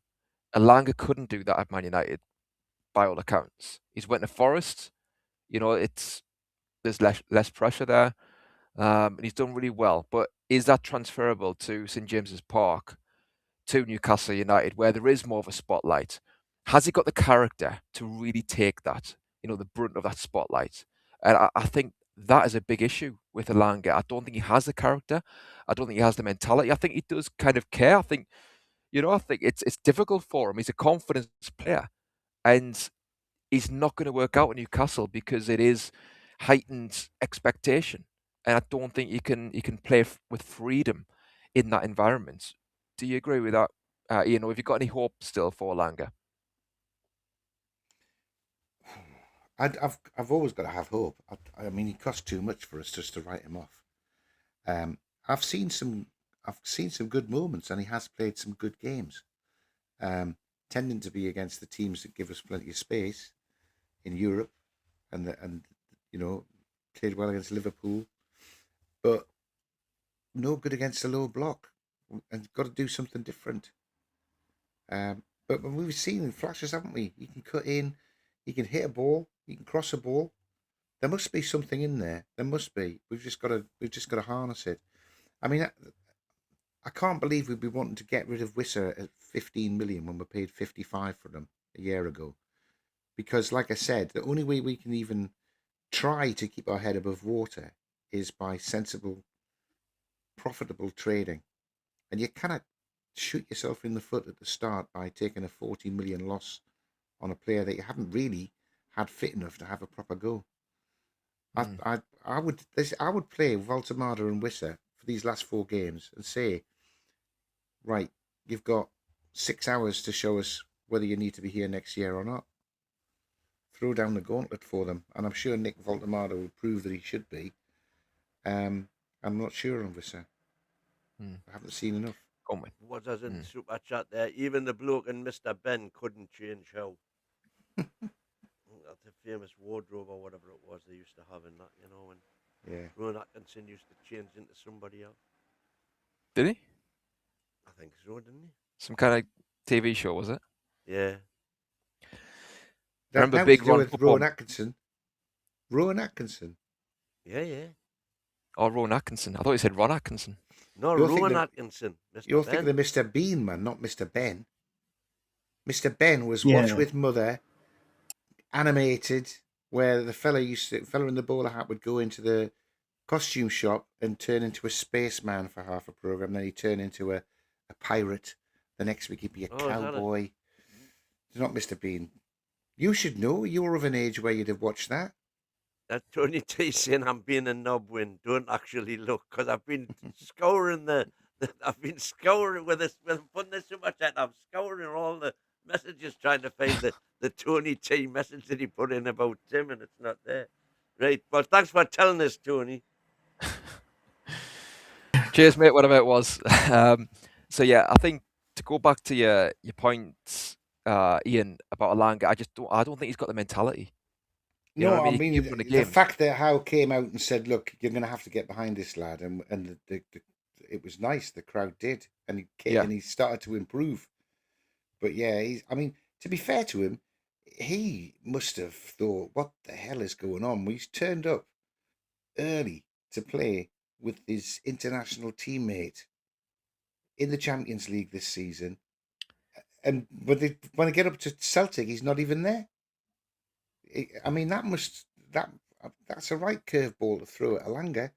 It That is, must but have been a The big other thing I say should- about Alanga, you know, should be able to we get over were that. talking about Dalglish before and Thomason being one of the 14 players who've left Newcastle and went on to win Champions League medals, that Thomason missed that sitter against Sheffield Wednesday on his debut Yes, in the exactly. first minute, and he was never the same again. And Alanga, exactly the same this season I know. against Villa in the first minute, missed the sitter, and his confidence has never been there since.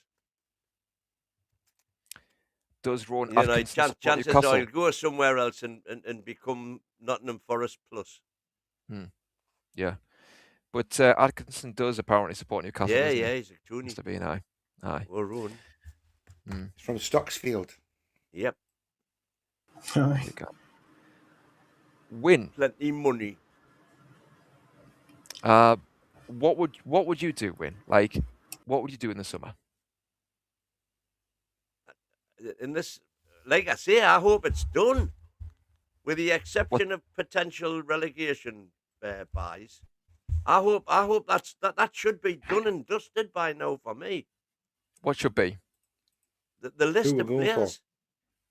What about manager? The only other possible factor that could affect if you know the odd player has a fantastic World Cup, but then if anybody does have a fantastic World Cup, it's not just going to be us going for them. It's going to be all the big six and all.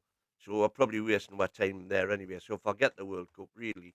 No. What I'm saying is the work should be done. The scouting team should already be, they should literally be putting the final touches to that list of players that we want in summer to build a team around Walter Mortar, if that's what we're going to do, or to cut our losses and go completely different. And then it wouldn't surprise me if such a list already exists and is discussed at Matfin Hall this week. So is that with Eddie or without? It'll be if they decide this week that Eddie's going to be staying, and I don't even think that decision will be made. I certainly don't think it'll be made public, but I think Saturday could have an awful lot of bearing on. What would whether you he- decide? You know where I stand on Eddie. I would, On his throat. I would love to see him given another season with a fair win behind him. One player's been linked again. But I it was the cannot same thing. argue if he's not. Yeah. If they pull the plug, Yeah. the plug. After this season, the plug. I said start of the season. If we don't get Europe, he's got to go. But that was before the cock-ups that we've had left, right, and centre. Yeah. Nicholas Jackson's been linked again. He was a month ago or so. So that's a no from you, Win. Ian, what do you think? Nicholas Jackson. well, he's always offside, isn't he? Except he's done all right at Bayern Munich. He's fast. He's creative. He's tricky. I instinctively said, "Oh God, no!" when they talked about him last summer. But actually, halfway through the transfer window, when everyone else had said no to us, I was thinking, oh, he might not do a bad job. But then he disappeared off to Bayern as well. I don't know. I'd have to watch him more closely, I think. But I think if he came and he scored 3 or 4 goals like Valdemar did, I think he'd be a favourite. Everyone loves a baddie that's on our side.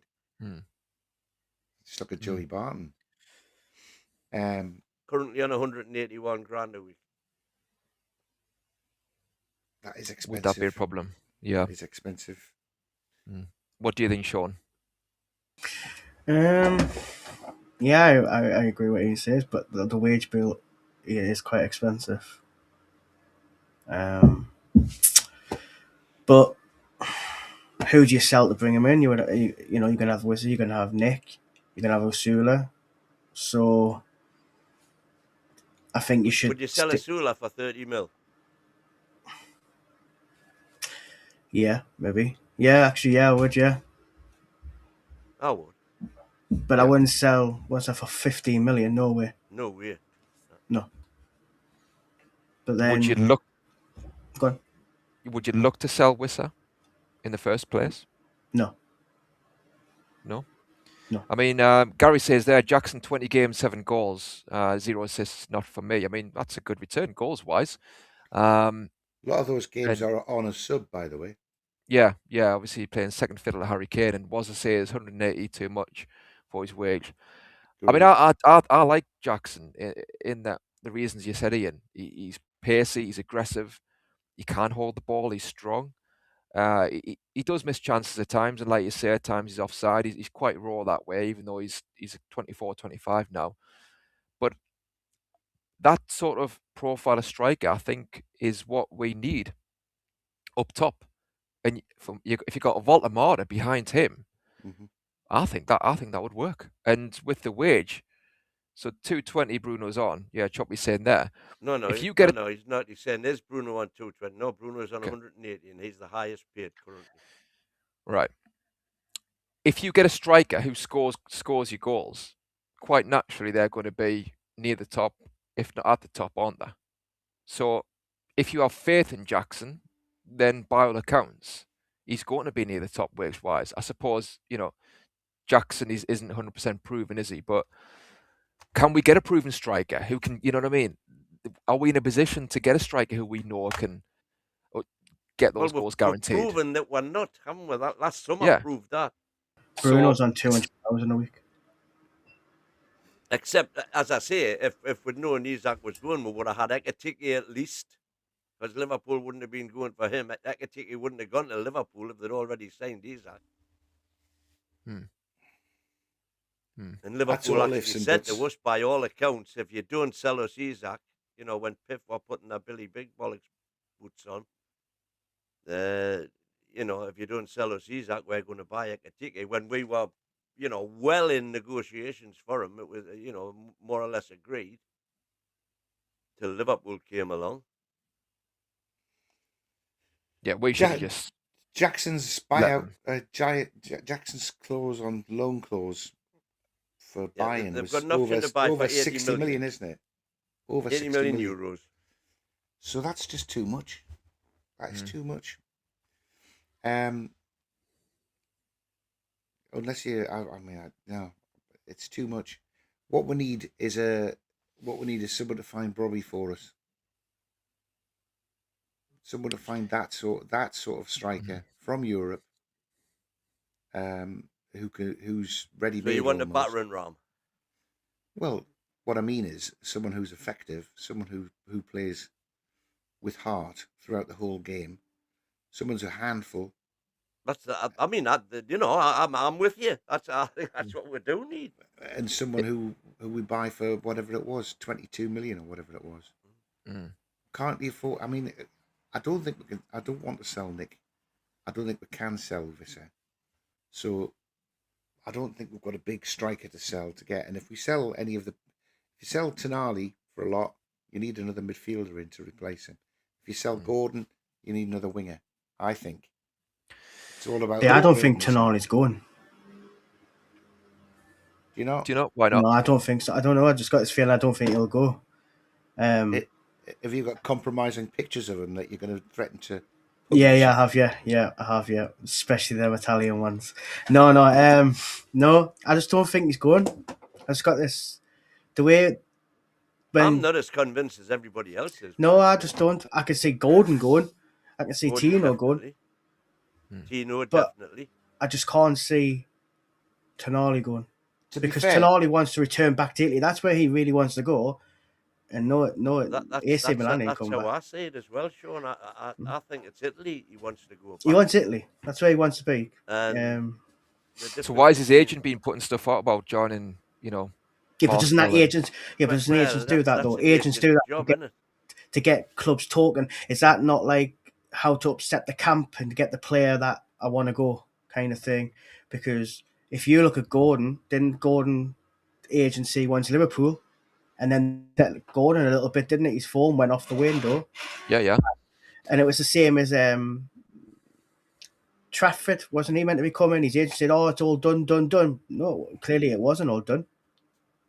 And it's that kind of thing. Agents get money, don't they? That's what it's for. Just is Italy on the cards? And yeah, I don't know. I think Tonali. Juventus could afford him if they wanted him.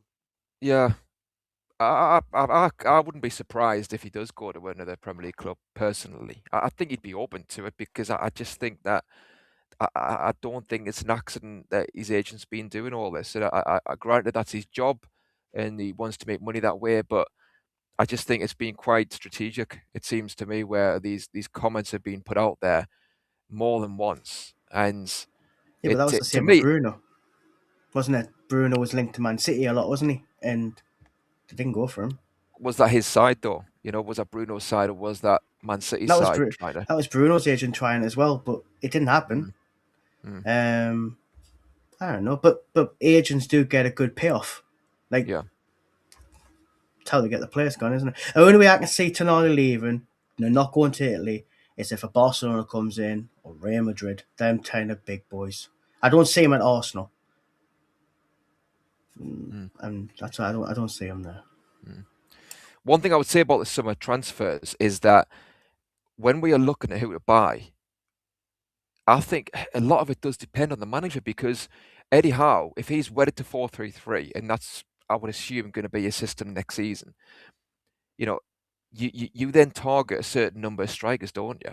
If we go 4-2-3-1 and you have Voltemade and Martin to play as the 10, all of a sudden you need more strikers than you would initially with 4-3-3, and you might need less midfielders. Do you know what I mean? So they've got to make their minds up. If you're planning for the summer and you have these lists as to who's attainable, who isn't, how can we spread this money across? You need to have it. You need to have the kind of team in mind, don't you? You know. So what he really needs, Tim, is the ability to play 4-3-3 in some games and 4-2-3-1 in other games. 5-4-1 in other games again. But it doesn't and have a squad that you can rotate around with players who are comfortable playing in those different positions. That kind of builds in rotation into the squad. It's because it's always 4-3-3 and we've got a first choice 11. That's why players are overplayed, I think. So the board, yeah, exactly. And the board need to know that this summer when they're going for these players and we're drawing up this shortlist, they need to do that on the understanding that this is for 4-3-3 for Eddie Howe. So therefore, we might need one more midfielder and one less striker, with the list that we have. But if you're playing 4-2-3-1, you have a new manager who wants to play 4-2-3-1. You might then identify another striker that you wouldn't have beforehand. Yeah. So they need to make their mind up. They can't wait until the summer if they're, you know what I mean? It's all dovetails into one, doesn't it? All this planning. So Jackson, I think, would be a good centre forward to be playing in front of Voltemade as a 10. Somebody like that for me in that mould. Yeah, like you say, maybe too expensive, but yeah, I would have that in mind. But I don't think Eddie Howe would. Well, again, you're saying too expensive. We're talking 60 million. But let's assume, for example, what if Gordon was going to go to Bayern as is widely touted? See, you can have Gordon. We want Jackson and 30 mil, 40 mil. Yeah, but Jackson's a Jackson's on Chelsea loan. player. He's only on Yeah, loan. no, but they've got the obligation to buy, actually. Obligation for 80 mil, so that's what they're going to have to pay for him. I don't think Bayern's going to do that, though, are they? Well, I don't know. How badly do they want Gordon? How badly do they want rid of Jackson? Who? Bayern. Bayern's. I don't think it's an Jackson's not a obligation. Bayern player, no, is he? It's not an obligation, Wayne. We would have to I've been pay reading that Chelsea. he's going to end up back at Chelsea. Yeah, we've got to pay Chelsea. His loan to Bayern includes an obligation to buy for a total package estimated around 80 million euros. Yeah, but it says Bayern, certain circumstances. and it says FC Bayern will not activate the 65 buy for Jackson. This is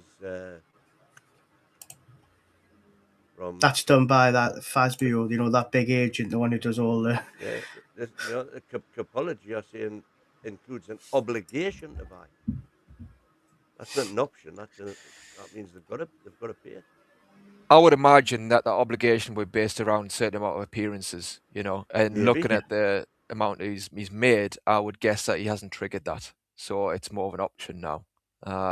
So it's down to Chelsea, isn't it, really? And I think, to be fair, Delap will be going probably, so they might want to take another look at Jackson. But yeah, I do like him. He's rough, but yeah, I think we need somebody like that. A bit of He's a red card bluster. waiting to happen, isn't he? He is, Yeah, I but was he's just got gonna that say presence. Yeah. He makes Mitrovic look like a pacifist. Aye. But it's 11 o'clock, so we'll wrap it up there, lads. And yeah, thanks to everyone who tuned in tonight. Thanks for all your comments. Thanks for your super chats. I really appreciate all your support. Thanks, We're Tony. back on. Was a good Geordie Dan. Tony T again was a again. Thank you very much, and thank you, Prazik, for gifting the membership, which went to Nuts Iron Strength. Keep the membership up, please, Nuts. Cheers to one and all, and we'll see yous all tomorrow night again. When we do it all again, away the Dissect it all again. Lasses and bands. Well done.